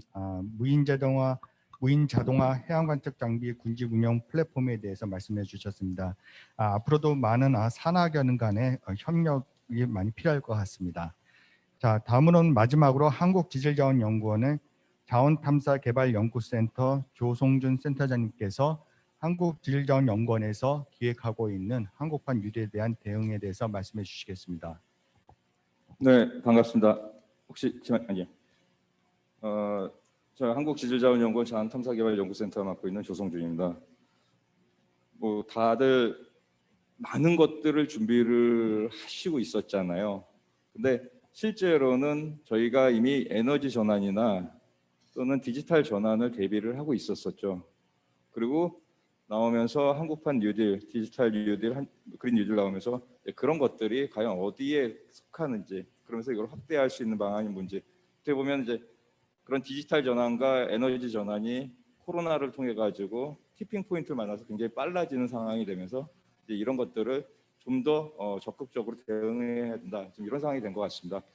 저희 같은 경우에도 이전에 이미 그 많은 부분들이 디지털 뉴딜 관련이나 그다음에 그린 뉴딜 관련된 사업들을 하고 있었습니다. 그래서 이걸 디지털 뉴딜 쪽으로 보면은 저희가 일단 뭐 디지털 자원산업 디지털화를 기반으로 산업계 연계형 뭐 사업 육성해 갖고 디지털 오일필드라든지 스마트 마이닝 쪽 이쪽 연구를 하고 있었고, 그다음에 특히 이제 우리 연구소가 주력으로 많이 하는 것 중에 하나가 데이터 스토리지입니다. 그래서 지오사이언스 데이터 리포지토리라고 GDR 사업이라고 지금 전체적으로 이제 자원이나 아니면 지질 관련 데이터들을 전부 다 하나로 모아서 그다음에 이거를 데이터베이스화하고 실제로 이제 플랫폼을 만드는 이런 역할들을 지금 하고 있습니다. 그다음에 뭐 ICT 기반의 스마트 지질 박물관이라든지 이런 것들을 하고 있고, 그다음에 지금 내년도부터 저희가 또 하려는 것 중에 하나가 지질 도시 환경의 이제 3D 모델링이라든지 이런 걸 통해서 정보를 제공하고 이런 것들을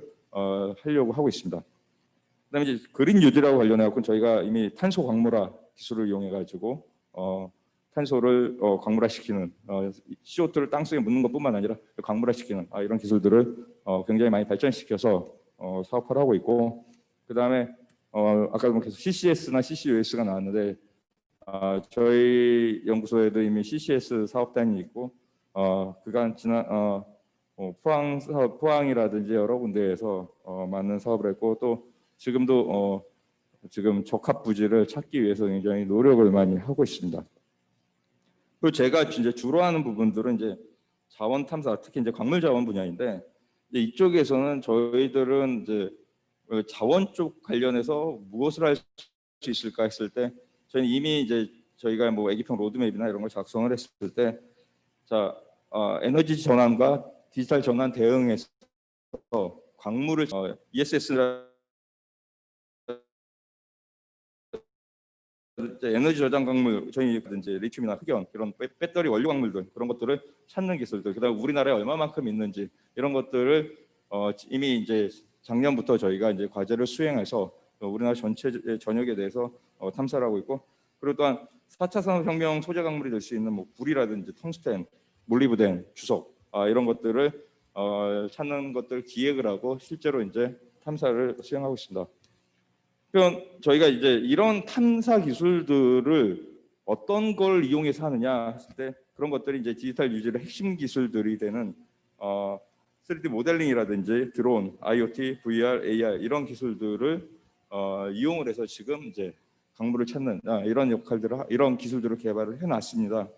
예를 들면 이제 드론 같은 경우에는 저희 같은 경우에 이미 드론 차량 탑재용 드론에서 저희가 뭐 고속도로 공사 현장이라든지 광산 관리를 드론으로 하고, 그다음에 드론 데이터 플랫폼 만들어서 실시간으로 데이터 올려주면은 거기에 따라서 현장이 어떻게 변화되는지 이런 것들을 3D로 다 만들어낼 수 있는 기술들을 다 만들어냈고, 그다음에 실제로 저희가 또 이제 VR과 AR 연계 기술해가지고 그런 드론으로 만들어진 영상이나 이런 것들을 VR로 바로 이식해서 VR 환경에서 볼 수 있고, 심지어 이제 저희가 VR에서 지질 조사를 할 수 있는 이런 수준의 기술들을 가지고 있습니다. 그리고 지금 이제 저희가 또 하나 하는 것 중에 이제 광산의 디지털 트윈입니다.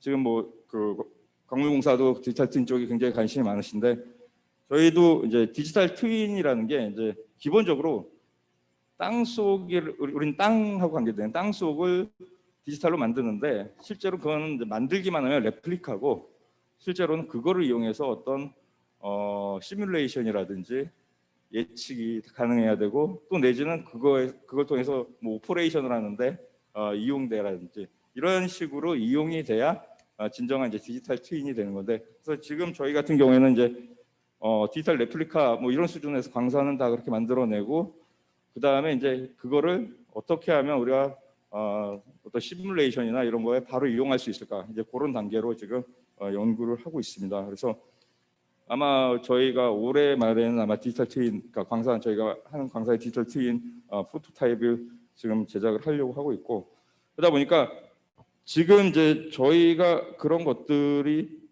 이미 기술적으로는 이미 해왔던 방법들인데, 이런 것들이 이제 현장 디지털 뉴딜, 뭐 그린 뉴딜과 이렇게 접목하는 이런 상황들이 됐는데, 이제 문제는 그런 것 같아요. 이제 저희는 이제 이게 디지털 뉴딜이라고 얘기를 하는데, 그린 뉴딜 사업이라고 얘기를 하는데, 그럼 이게 이제 정부 사업으로서 인정받고 그런 거를 우리 지원받을 수 있을지, 이런 부분들이 아마 이제 저희들이 좀 고민을 해야 될 것 같습니다. 아마 그 지역 어제도 이제 부산에서도 오셨고 좀 전남에서도 오셨는데 그쪽에서도 굉장히 많은 사업들 가지고 이제 국비를 이제 받기 위해서 노력들 많이 하시는데 이제 이런 부분들이 어떻게 하면 그럼 정부의 입장에서 생각하는 디지털 뉴딜이라든지 그린 뉴딜하고 적합하게 되는지 그런 연계성을 좀 찾아가서 우리가 실질적으로 정부 사업에 뭐 인부분되고 어떤 역할을 할 수 있는 이런 것들을 찾아가는 게 어떻게 보면 이 자리에 궁극적인 이제 또 목적이 될 수도 있을 것 같습니다. 네, 이상입니다. 예, 감사합니다. 조성준 센터장님. 지금 한국디지털자원연구에서 진행 중인 한국판 뉴딜에 대한 디지털 뉴딜을 어떻게 대응하고 있고 특히 광물자원 분야에 대해서 어떤 식으로 대응을 하고 있는지에 대해서 설명을 해주셨습니다. 다시 한번 발제를 해주신 12분한테 감사를 드리고요. 지금 이제 잠깐 저희 쉬는 시간을 갖도록 하겠습니다. 그래서 45분에 다시 시작을 갖다가 할까 합니다. 그래서 다음 세션에서는 저희들이 이제 자유롭게 질문도 받고 서로들 이제 다른 기관에 대해서 협조해야 될 사항도 많으니까 여기 무대에 계신 단상에 계신 분들끼리도 서로 질문을 해주셔도 감사하고요. 또는 여 플로어에 계신 분들도 질문해 주셔도 됩니다. 줌으로 만약에 접속해 계신 우리 회원분들께서는 채팅방을 이용해서 질문을 주시면 제가 그걸 모아서 대신 질문을 해드리도록 하겠습니다. 감사합니다. 45분에 뵙도록 하겠습니다. 2부 세션을 시작하도록 하겠습니다. 2부 세션은 말씀드린 것처럼 이제 자연스럽게 저희들이 이제 질문을 하고 토론하고 어떻게 보면 이제 이야기를 하는 시간인데요. 우선 그 시작하기 전에 조금 먼저 일정이 있으셔서 우리 강정우 산업통상자원부 사무관님하고 그다음에 어제 이제 기조 강연도 해주신 부산 산업과학혁신원의 김영석 본부장님, 그다음에 한국가스공사의 백영석 부장님께서는 먼저 자리를 드셨습니다. 그래서 이 점을 갖다가 양해해 주시고 또 참조해 주시기 바랍니다. 질문은 뭐 자연스럽게 플로어에서 손을 들고 하셔도 되고요. 또 줌으로 접속하신 분들께서는 저희 채팅방을 이용하시거나 아니면 혹시 손들기 기능을 이용하시거나 마이크를 사용해 주시면 잠깐 켜시고요. 그러면 해주시면 제가 보도록 하겠습니다. 우선 물론 여기 이제 단상에 계신 분들끼리도 서로들 궁금한 점이 있으실 수 있으니까 자연스럽게 토론해 주시면 감사하겠습니다.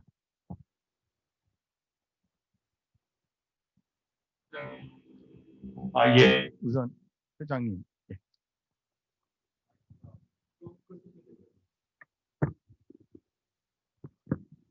바쁘신 중에도 워크숍에 참석하셔서 좋은 말씀 주셔서 대단히 감사드립니다. 저는 두 가지 정도를 이제 이야기하고 싶은데요. 아까 그 산업부에서 CCS 얘기를 했었고 석유공사에서가 지금 어떻게 보면 에너지 기업으로 이제 전환을 하는 것 같은데 그 CCS가 2030년까지 하기에는 굉장히 시간이 부족한데 어떻게 보면은 지금 부서 간에 5개 부처, 정부 부처가 자기 영역 싸움을 하는 그런 느낌이 들어요. 바다는 뭐 해수부고 이런 식인데 제가 생각하기에는 그 석유공사가 CCS를 할 수 있는 유일한 데가 대륙붕이고 그 대륙붕에 대한 많은 자원과 그다음에 탐사 자료 그리고 그동안에 해왔던 인력들이 굉장히 많은데 이것을 뭐 공유하고 하는 것보다도 좀 정부에서 석유공사를 주도적으로 통해서 CCS를 좀 추진하는 쪽으로 더 노력하신 게 어떤가 싶어요. 계속 부처 간에 뭐 여러 가지 있지만은 그러니까 연구자 입장에서 보기에는 결국에는 공기업에서 경험과 많은 인력과 자료가 있는 데서 추진을 해야지 그때까지 성과를 내지 지금부터 어떤 일을 시작한다고 하면은 CCS는 제가 보기에는 10년 동안 하더라도 저장소 찾기에도 좀 쉽지 않을까 이런 생각을 합니다. 그리고 두 번째는 지금 수자원공사와 농어촌공사에서 지금 그 저수지 댐 얘기를 하셨는데 깜짝 놀랐어요. 사실은 많은 그 댐도 많고 그다음에 나이도 많고 여러 가지가 있었는데 어떻게 보면은 저희가 전문 학회로서 그 많은 정보와 많은 전문가들이 있기 때문에 이 부분은 저희 학교에서도 신기술 인증위원회가 있어가지고 아니면 교육이 있어서 새로운 장비나 이런 것이 필요하고 그 성능 검증이 필요하다든지 또 신기술이라든지 이런 거 협업을 할 때는 학회가 아마 하시면은 그 어느 분이 이 분야에 제일 전문가이시고 또 어떻게 하는 게 좋은지를 이게 조언을 할 수 있을 것 같고 협업이 가능할 것 같아요. 그래서 혹시 이 분야는 지금 기존에 하던 방법 말고도 새로운 신기술이라든지 이런 것들이 많이 개발되고 그것이 현장의 적용성이 어떤지를 같이 공개적으로 검증을 통해서 그 현장에 적용할 수가 있을 것 같으니까 뭐 워크숍 끝나시고더라도 나중에 학교로 연락을 주시면은 학교에서 현재 하고 있는 그런 여러 가지 문제점을 같이 해결할 수 있는 그런 자리를 한번 마련해 보겠습니다. 네, 감사합니다. 예, 감사합니다. 혹시 뭐 잠깐 간단하게 말씀하실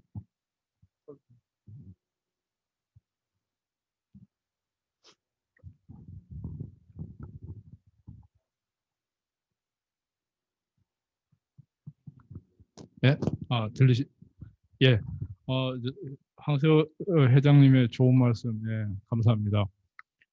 일단 CCS 관련해서는 정부랑 지금 석유공사가 긴밀하게 협조를 하고 있는 체제가 로 나가고 있습니다. 우선 CCS는 이제 과거 십몇 년 동안 저희 나라에서도 많은 분야에서 이제 R&D가 수행되어 왔습니다. 그래서 말씀하신 것처럼 이제 다양한 분야의 기술들을 접목을 시켜서 연계를 해야만이 이게 이제 완성이 되는 그런 사업이고요. 뭐 CO2 포집부터 수송, 그다음에 이제 주입, 그다음에 뭐 CCU 활용, 뭐 여러 분야의 어떤 연구진들이 연구를 해왔고요.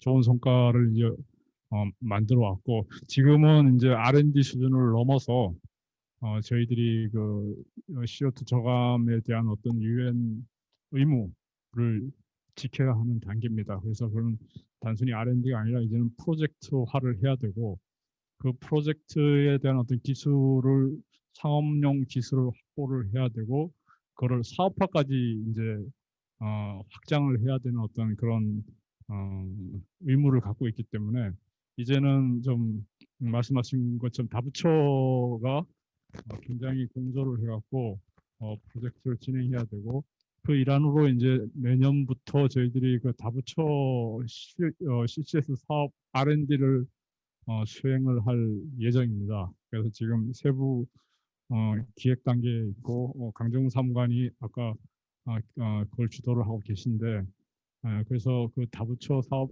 플러스 이제 그 다부처 사업의 목적은 결국에는 CCS를 또는 CCU를 기술을 이제 활용을 해갖고 실질적인 CO2 저감에 기여하겠다는 기술을 이제 국산화시키는 어떤 그런 방법인데 그것과 동시에 이제 아까 말씀하신 것처럼 동해가스전에 저희들이 CO2를 주입할 계획입니다. 그래서 총 한 집어넣으면은 저희들이 예상하기 한 1,000만 톤 집어넣을 수 있고 연간 한 40만 톤 정도의 중규모 프로젝트고 아마 그것도 한 2, 3억 불 이상의 어떤 카펙스 초기 투자비가 들어가는 사업이어서 재원을 어떻게 마련할까 이제 그거 그거는 이제 이 CO2 우리가 CCS 사업의 이제 첫 단추이고요. 궁극적으로는 아까 말씀하신 것처럼 저희들 대륙등에 CO2를 집어넣을 수 있는 어떤 부지, 제한 부지를 최대한 확보를 해야 됩니다. 왜냐하면 그게 뭐 단순히 발전소에서 나오는 CO2 포집에서 집어넣는 것도 있지만은 이제 제가 아까 말씀하신 것처럼 저희들이 이제 수소 경제를 대비해서 초기 천연가스 계질 수소를 만들면은 CO2를 처리해야 하는 방법이 똑같은 방법으로 해야 되기 때문에 저희들이 탐사를 통해서 탐사 시추를 통해서 최대한 많이 확보하는 게 사실 저희들의 좀 의무이고요. 그래서 회장님께 말씀하신 것처럼 지금 정부하고 해서 저희들이 동해가스전에 중규모 CCS 실증하는 프로젝트 플러스 우리 동해, 서해, 뭐 남해 이런데 어떻게 전략적으로 탐사를 해왔고 가장 빠른 시일 안에 그 CCS 부지를 확정할까라는 어떤 계획도 지금 하고 있습니다. 그래서 디자인이나 해양연구소 이런 분들에 있는 전문가분들하고도 많이 좀 이렇게 협조를 해갖고 빠른 시일 안에 그 계획안을 만들어서 저희들이 정부에 좀 설명을 드려야 하는 어떤 그런 단계에 있습니다. 예, 잘 지적해, 잘 말씀해 주셨습니다. 예, 감사합니다. 예, 감사합니다. 뭐 농어촌공사나 수자원공사에서 우리 회장님 말씀하신 것에 대해서 간단하게 언급하신 말씀은 없으신지요?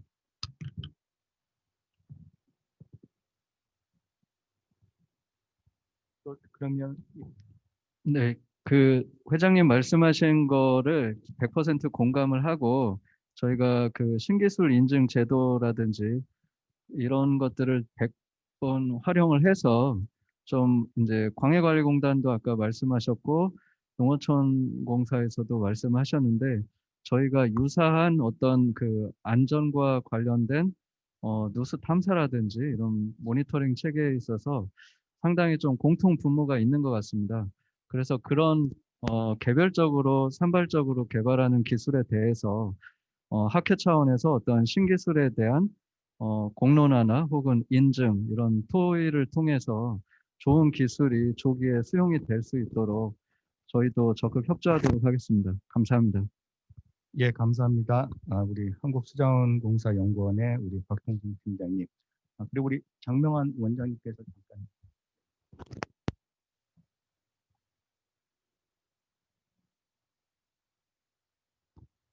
예, 그 탐사 부분에서 그 농어촌뿐만 아니라 우리 강산 분야에서도 문제가 이제 강밑 댐의 그 밑에 있는 그 누수, 그러니까 원래 보면 이제 강미가 보면은 오래된 그 강밑 댐이라도 이쪽에는 단단할 것 같지만은 밑에는 그 유동층이 있습니다. 그래서 이제 그쪽에 어떠한 그 집안에 이벤트라든가 또 이제 큰 단층이라든가 그런 것들이 있으면은 물이 빠지는데 그런 것들을 탐사로 이렇게 이제 저희들도 이제 그 많이 이제 국내라든가 국외 쪽으로 이제 해봤어요, 이렇게요. 근데 이제 문제는 그 물이 그러니까 그 주변에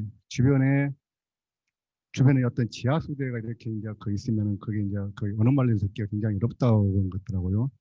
또 특히나 또 이제 그쪽 집안에 이제 이런 단층이라든가 이런 것들이 같이 이제 복합적으로 있으면 그런 것들을 이제 탐사 기술로서 이렇게 이제 그 요놈을 잡고 또 이제 그 희귀라는 방안들을 이렇게 제시를 해야 되는데 그런 부분들에 대해서도 좀 그 탐사 물리학회 쪽에서 그 많이 좀 그 제안이라든가 그런 것들을 좀 많이 좀 해줬으면 좋겠습니다. 이상입니다. 예, 그럼 우리 조성준 우리 센터장님께서 말씀해 주시겠습니다. 아니, 전 질문하려고. 그러면 그 전에 일단 우리 장명환 원장님 말씀 먼저 정리하고 가도록 하겠습니다. 말씀하신 대로 이렇게 여기 계신 분들 중에 혹시 이제 전공이 이제 지구물리나 물리탐사가 아니신 우리 기관 발제자분들께서도 이런 식으로 우리 한국지구물리 물리탐사학회 회원분들이 이런 기술들이 있으면 좀 해주셨으면 좋겠다는 그런 것들이 있으시면 말씀해 주시면 감사하겠습니다. 우리 장명 원장님이 말씀하신 거에 대해서 뭐 저희들이 플로어가 있으면 거기서 좀 전문가분들이 말씀해 주시면 좋겠지만 그냥 안 계신가 그래서 그냥 짤막하게 말씀을 드리면 이미 저희 물리탐사 쪽 기술에서는 그 터널링 같은 걸 통해서 터널하기 전에 그런 어떤 파쇄대라든지 아니면 그 함수대라든지 이런 거에 대한 기술들도 좀 많이 갖고 있어서 아마 그런 기술들이 좀 응용되고 하면 조금 좋지 않을까 하는 생각이 듭니다. 예, 저기 잠깐 순서 먼저 거기에 대해서 그렇죠. 우리 또 조금 전에 광해관리공단에서 그런 어떤 공동 같은 거에 대해서도 뭐 말씀해 주셨으니까 예. 네, 지금 광미댐에 발생하는 이제 침출수 말씀이 나왔는데요. 그 사업은 이제 저희 사업 범위 안에 들어오고 있고요. 지금 말씀하신 것처럼 이제 과거에 이제 강물 찌꺼기라고 표현하고 과거에 이제 강미라고도 했고요. 지금 이제 법적인 용어는 강물 찌꺼기인데요. 그게 적치할 수 많은 양을 적치할 수 있는 곳이 계곡에다가 집어넣는 게 많기 때문에 그 부분에 이제 상부에서 계곡수가 지표수가 유입될 수도 있고 그다음에 지하수가 또 들어가서 또 반응해서 침투수로 나올 수도 있습니다. 현재는 저희가 지금 말씀하신 광미댐에 대한 침투수 발생 특성을 파악을 다 했고요. 거기에 대해서 아까 얘기한 그 발생하는 거에 대해서는 어떠한 방법으로 조사하느냐, 당연히 이제 지구 물리 탐사 또는 지하학 탐사 부분을 다 연계해서 현재 조사를 하고 있습니다. 그래서 결국은 또 그렇게 됐을 때 특성에 따라서 과연 그걸 어떻게 집수해 가지고 처리하느냐. 왜냐하면 밖으로 보이는 지표수가 오염된 건 처리하는 건 굉장히 간단한 거에 비해서 앞서 말씀해 주신 것처럼 지하에서 지하수와 반응 또 이런 거에 대해서 나오는 건 있지만 어떻게 집수해서 처리하느냐에 대한 부분도 굉장히 중요한 부분 중에 하나라고 봅니다. 그 의견 주신 부분에 저희도 신중적으로 연구가 진행되고 있다는 말씀 드립니다. 감사합니다. 예, 감사합니다. 제가 잠깐 조금 질문 착각했던 것 같습니다. 광해관리공단의 이진수 실장님 감사드립니다. 우리 조성준 센터장님 질문 있으시다고. 예. 제가 질문이 좀 몇 개가 있는데 각 분들한테 있는데 어떻게 한 번에 다 얘기를 하나씩 한번 예. 먼저 애기평 그 우리 유영일 실장님한테 좀 질문을 드리고 싶은데 지금 어떻게 보면은 한국판 뉴딜라스 그린 뉴딜 같은 경우가 애기평의 완전히 뭐 핵심적인 사업 분야일 수가 있는데 혹시 그러면은 그런 상황 돼 가지고 애기평의 뭐 연구비라든지 뭐 이런 것들이 뭐 확장된다라든지 확대된다라든지 뭐 이런 것들이 앞으로 좀 내년에 뭐 후년에 뭐 이렇게 계획되는 것들이 있는지. 네. 예, 내년에 저희가 파악한 바로는 아직 뭐 확정적인 좀 또 예산심의 받아야 되는 거지만 1조 원으로 에너지 R&D가 뭐 근래에 없었던 금액이죠. 1조 원 정도 정액된 걸로 알고 있고요. 근데 좀 아쉬운 부분은 상대적으로 산업 쪽도 그만큼 정액이 됐단 말입니다. 그러니까 좀 더 저희가 노력해서 예산을 좀 더 확보해야 될 것 같고 그러려면은 제 생각에는 좀 메가 프로젝트라 그래야 될까요? 그런 기획을 좀 하셔가지고 물리 탐사 관련된 해서 해야지만 이게 되지 않을까 이렇게 저는 생각이 듭니다. 또 인력양성 사업도 예산을 좀 많이 확보를 해야 되는데 다행이지만은 그래도 400억 수준으로 돼서 내년에는 교수님들 같은 경우에는 좀 인력 양성 사업 할 수 있는 조금 룸이 생기지 않을까 이렇게 생각이 듭니다. 예, 감사합니다. 혹시 다음 질문으로 넘어가기 전에 이와 관련된 질문이 더 있으시면 그 질문부터 먼저 받고 넘어가도록 하겠습니다. 예, 질문이 없으시면 예, 다음 질문 해주시죠. 제 전남 우리 박종성 박사님한테 좀 질문이 있는데 지금 이제 아까 보면 부산도 그렇고 전남도 그렇고 지금 도내 연구비뿐만 아니라 국비를 지금 수주하기 위해 굉장히 노력들 많이 하시잖아요. 지금 요번에도 이제 그린 뉴딜하고 이런 얘기 나왔을 때 그러면 내부적으로 자 어떤 사업들을 이거를 먼저 밀고 어떻게 정리하자 뭐 이런 식으로 전남도 내에서의 그런 아마 도마다 지금 다 그린 뉴딜 관련하고 사업들을 많이 발굴하고 막 이런 거 있는 것 같은데 이제 그런 것들 위한 노력들을 얼만큼 하시고 그다음에 그 루트를 어떻게 잡고 가시는지 그러니까는 예를 들어 내 국비를 따려면 어디를 받아서 어떻게 만들어야지 간다 뭐 이런 것들 좀 얘기를 해주실 수 있을까요?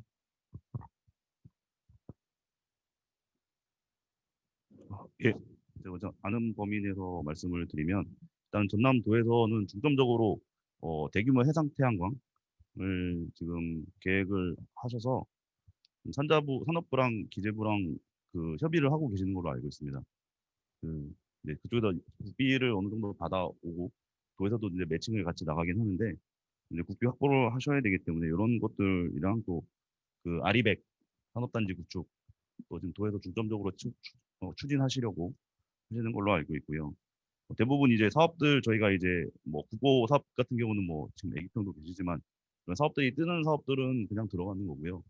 그 도 내에서나 아니면 저희 연구원에서 중점으로 이제 사업을 기획할 때는 이제 도와 함께 이제 산업부나 해당 부처 쪽을 많이 가서 그쪽이랑 얘기를 하고 그 기획재정부 통해서 돈 과기부나 기획재정부 통해서 이제 돈을 좀 그 사업비를 만들고 이런 식으로 좀 많이 하고 있습니다. 그래도 그 외에 그 전력 기반 지자체 부족분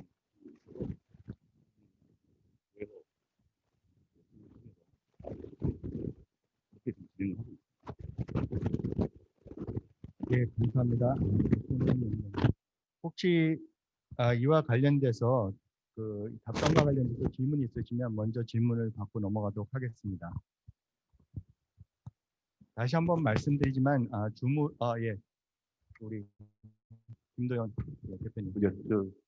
조금 전에 그 녹색에너지연구원에서 박종성 연구원님 조금 더 추가적으로 여쭙고 싶은 게요.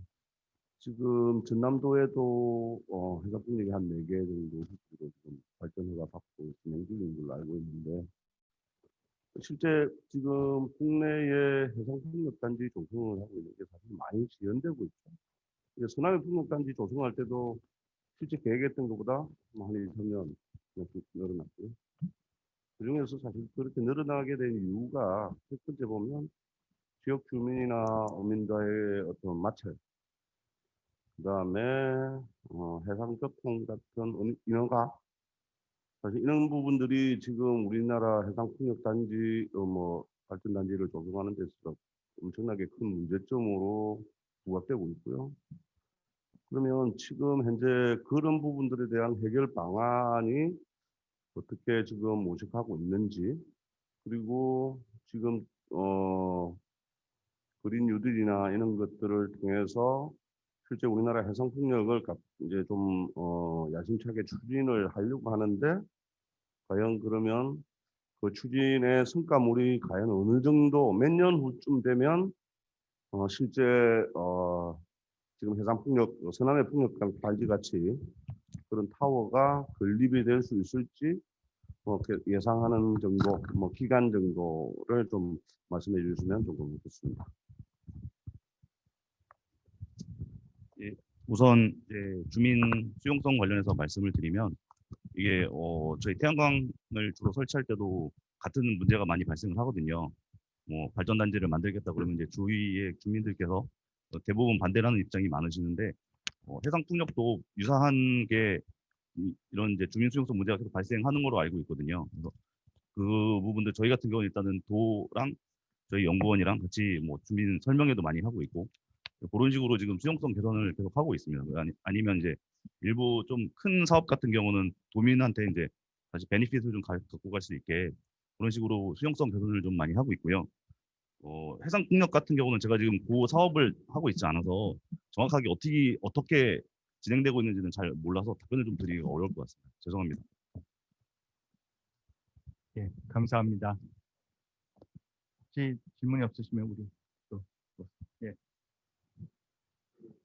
지금 저희가 한국판 뉴딜 나왔을 때 보면 이제 디지털 뉴딜 같은 경우에는 주로 한국정보화진흥원에서 많은 부분들을 이제 준비를 했었더라고요. 그런데 이제 그린 뉴딜 같은 경우에는 어떻게 보면 좀 준비하는 시간이 좀 짧게 나왔던 것 같은데 그 와중에 이제 지금 보면 수자원공사하고 농어촌공사는 그린 뉴딜 관련된 내지는 디지털 뉴딜 관련된 이런 그 편입이 돼가지고 사업을 지금 진행하는 걸로 제가 알고 있는데, 그러니까 기존에 원래는 좀 하려던 사업들인데 이거를 가지고 이렇게 나오니까 이거 그린 뉴딜로 집어넣어야지 해서 이렇게 들어간 건지, 아니면 사무관 그 공무원들이 이렇게 보다 보니까 이거 괜찮네, 이거 그린 뉴딜로 집어넣어야겠다, 뭐 이렇게 들어간 건지, 루트가 어떻게 그 사업에 편제가 됐는지 좀 설명해 주실 수 있을까요?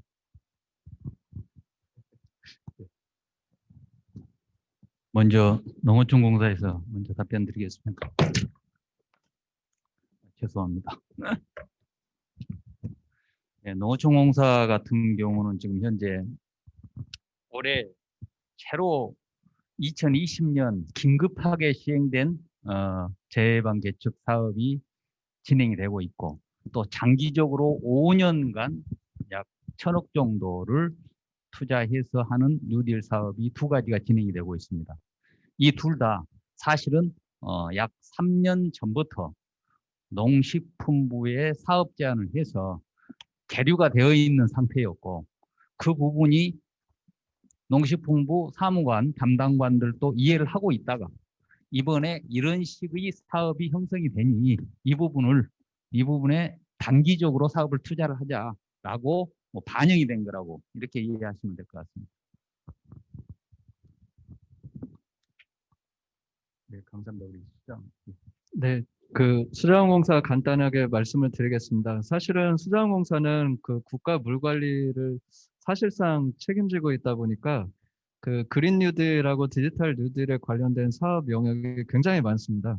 그래서 제가 아까 소개드린 이제 스마트 댐 안전 관리 같은 경우에는 기존에 해오던 사업이라기보다는 연구원에서 먼저 기초 연구를 수행하고 있던 와중에 그린 뉴딜 사업을 정부에서 탐색하는 과정이 있었고 저희가 그 환경부 담당 부처 공무원분들과 대정부 협의 과정에서 굉장히 아이템을 좀 협의가 되고 또 설득이 되고 해서 굉장히 좋은 아이템으로 선정이 돼서 가져갔던 부분으로 신규 만들어진 거고요.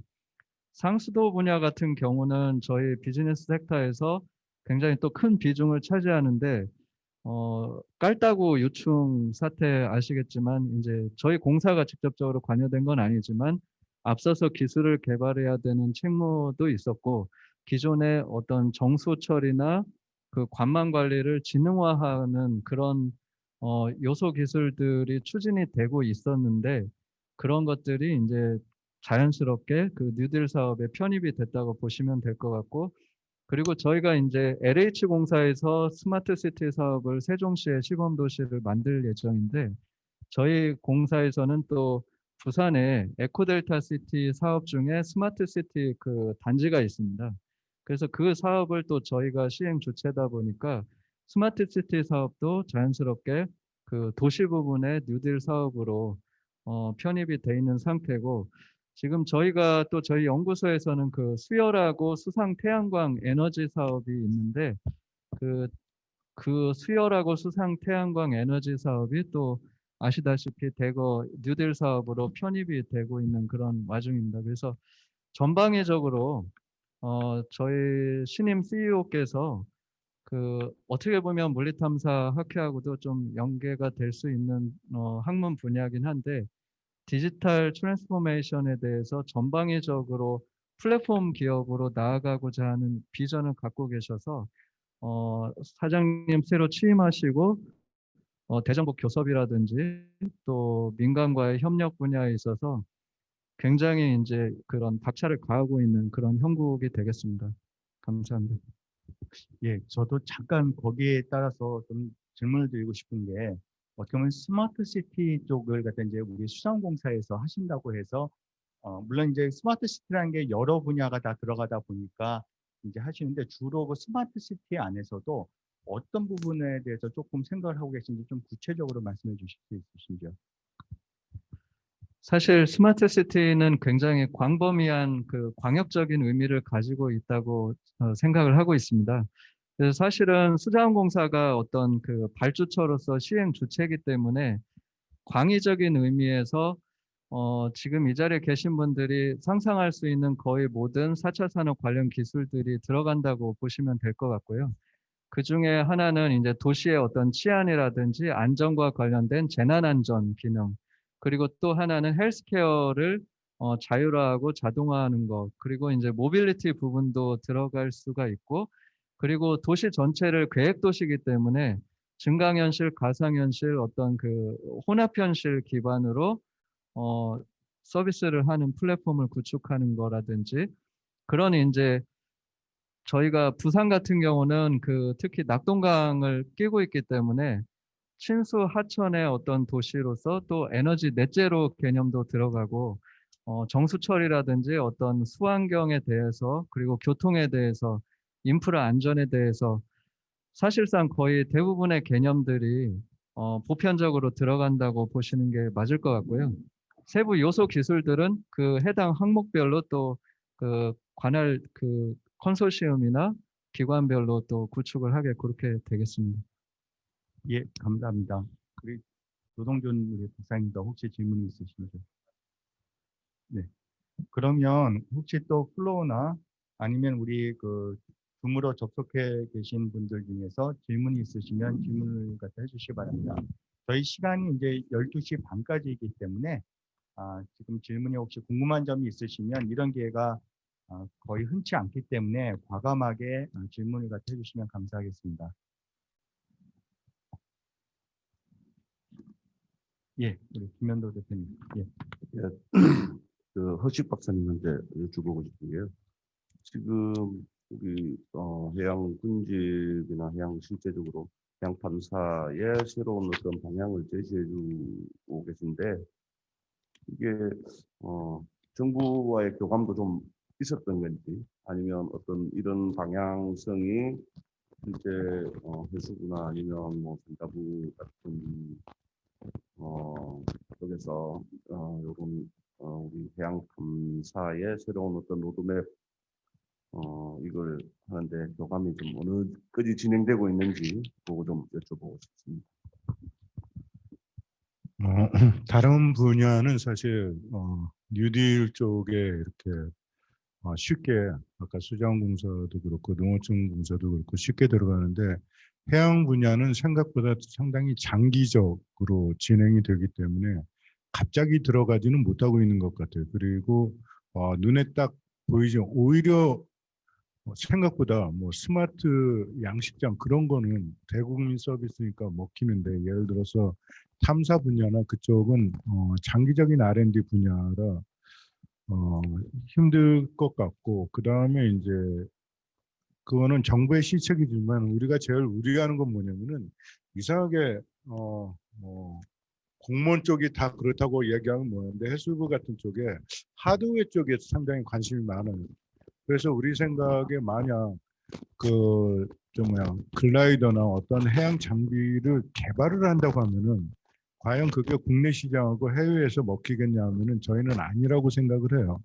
오히려 그런 장비를 갖다가 운영하는 쪽이 훨씬 더 시스템적으로도 좋고 단가가 싸다고 생각을 해서 저희가 이제 주장하는 건 지금 말씀하신 것처럼 이제 더 이상 해양 쪽에 탐사하기가 너무 힘들어요. 사람도 없고 그 다음에 돈도 많이 들고 그 다음에 안전 문제도 있고 여러 가지가 있어서 조만간 어떤 형태로든지 무인 시스템으로 갈 거고 예를 들어서 3D 탐사도 사실 무인으로 해도 돼요. 지금 기술로 뭐 배를 몇 척 더 쓰면 되니까 그런 식으로 해서 조만간 실현될 거라고 하지만은 저희는 이제 사실 이런 이야기하긴 뭐하지만은 바로 안 나오는 데 쪽 빼고는 저희 같은 입장에서는 뉴딜이 상당히 힘들 거라고 예상을 하는 게 너무 늦게 나왔고 그 다음에 올해 예산은 이미 반영이 됐고 남은 게 내년이고 그 다음에 또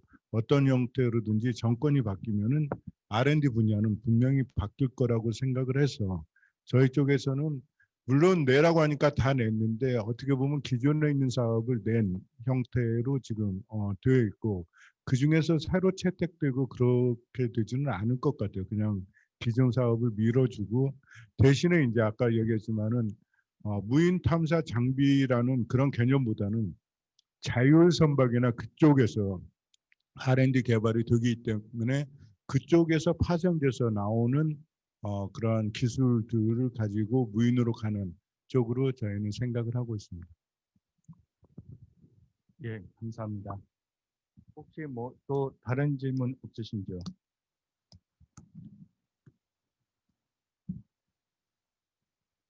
예, 우리 편석준 교수님. 네, 안녕하십니까. 인하대학교 편석준입니다. 아마 제가 정확히 기억 안 나는데 수자원공사에서 나오신 분께서 말씀해 주셨던 것 같은데 콘크리트 구조물에서의 공동 관련한 부분들도 관심이 있다고 하셨던 것 같은데 그 도심지 그 도로 하부 공동 같은 경우는 조사도 실제 하고 있고 잘 시스템이 이제 많이 갖춰져 있는데 그쪽 댐이나 뭐 다른 쪽 콘크리트 구조물에 대한 게 혹시 어느 정도 진행이 되고 있는지. 네, 좋은 질문 감사합니다. 저희가 댐에 보면은 필연적으로 그 수문을 개방을 하면은 홍수 조절을 위해서 물이 넘어갈 수 있는 여수로라는 콘크리트 구조물이 있습니다. 매스 콘크리트, 철근 콘크리트 구조물인데 그 부분이 이제 올 여름 같이 비가 장마가 역대급으로 이례적으로 지속이 돼서 몇 군데는 손상이 많이 됐습니다. 그래서 철근이 이제 좀 콘크리트가 유실되기도 하고 탈락이 되기도 하는데 저희가 이제 그 신축 이음부라든지 그리고 콘크리트 바닥 슬라브하고 기초 안반이나 지반하고 그 사이에서 들뜸 현상이나 이런 데에서 주로 취약부입니다. 그래서 양압력에 의해서 뭐 혹은 캐비테이션에 의해서 파손이 많이 되는데 그런 부분들에 대해서 공동이라든지 이런 부분을 좀 탐사할 수 있는 탐사 기술이 있으면 상당히 좋겠다. 기술적 가치가 크겠다 이런 생각을 하고 있고 또 하나는 그 굳이 여수로 구조물이 아니래도 저희가 그 철근 콘크리트로 차수를 기능을 담당하는 상류 사면에 그 페이스 슬라브를 치는 댐 형식의 그들이 있습니다. 그런 경우도 마찬가지로 그 지반하고 콘크리트 슬라브 사이에 어떤 손상이나 공동이나 결함이 있는지를 찾아낼 수 있는 기술이 상당히 유망하고 중요한 기술적 수요라고 보시면 되겠습니다. 예, 감사합니다. 혹시 또 다른 질문 있으신지요? 뭐 질문도 괜찮으시고 또 뭐 어떤 제안도 괜찮으시고 의견이 있으시면 말씀하실 수 있습니다. 예, 우리 황석 회장님. 네. 저는 제안을 하나 드리고 싶은데요. 이제 제가 그 평가를 많이 다니다 보면 어떤 게 있냐면은 자료가 있는데 자료가 그 물리탐사 예를 들면 품질 보증처럼 그 절차라든지 이런 자료가 없어요. 그래서 옛날에 했던 거를 지금 기술로도 해서 그것이 어떤 문제나 개선점을 찾아야 되는데 지금 이제 품질 관리가 아니라 품질 보증을 해서 자료도 다 아까 뭐 요즘에 그 디지털로 해서 저장을 해가면서 기술 개발에 따라서 그거를 이제 어떤 성능 개선 되는지 확인해야 되는데 제가 이렇게 보면은 특히 공사 같은 경우는 그 굉장히 많은 그 용역이 발주가 되고 하는데 그거에 대한 어떤 품질 보증에 대한 것이 약한 것 같아요. 그래서 품질 보증을 좀 강화한다면은 자료 관리도 되고 현재 어떤 기술에 대한 개선도 좀 하지 않을까 해서 앞으로는 품질 관리가 아니라 품질 보증을 할 수 있는 그런 거를 좀 도입하는 게 좋지 않을까 생각합니다. 예, 감사합니다. 혹시 뭐 회장님의 제안에 대해서 하실 말씀 있으신 분 해주시고요. 예, 권호강 한국소경세 권호강 센터장님. 물리탐사 자료는 아마 저희 회사가 많이 갖고 있겠죠. 예, 그래서 좋은 제안 같고요. 이제 실질적으로 어떻게 그러면 그 보증을 하는 절차를 어떻게 해야 되는지 그런 것들은 뭐 저는 지금 아이디어가 별로 없는데 하여튼 그런 좋은 아이디어가 계시면은 지속적으로 저희들한테 좀 아이디어 제공해 주시면 예, 저희 또 좋은 쪽으로 한번 적용하는 걸 생각해 보겠습니다. 예, 감사합니다. 예, 또 혹시 질문이 없으신지요? 예, 그러면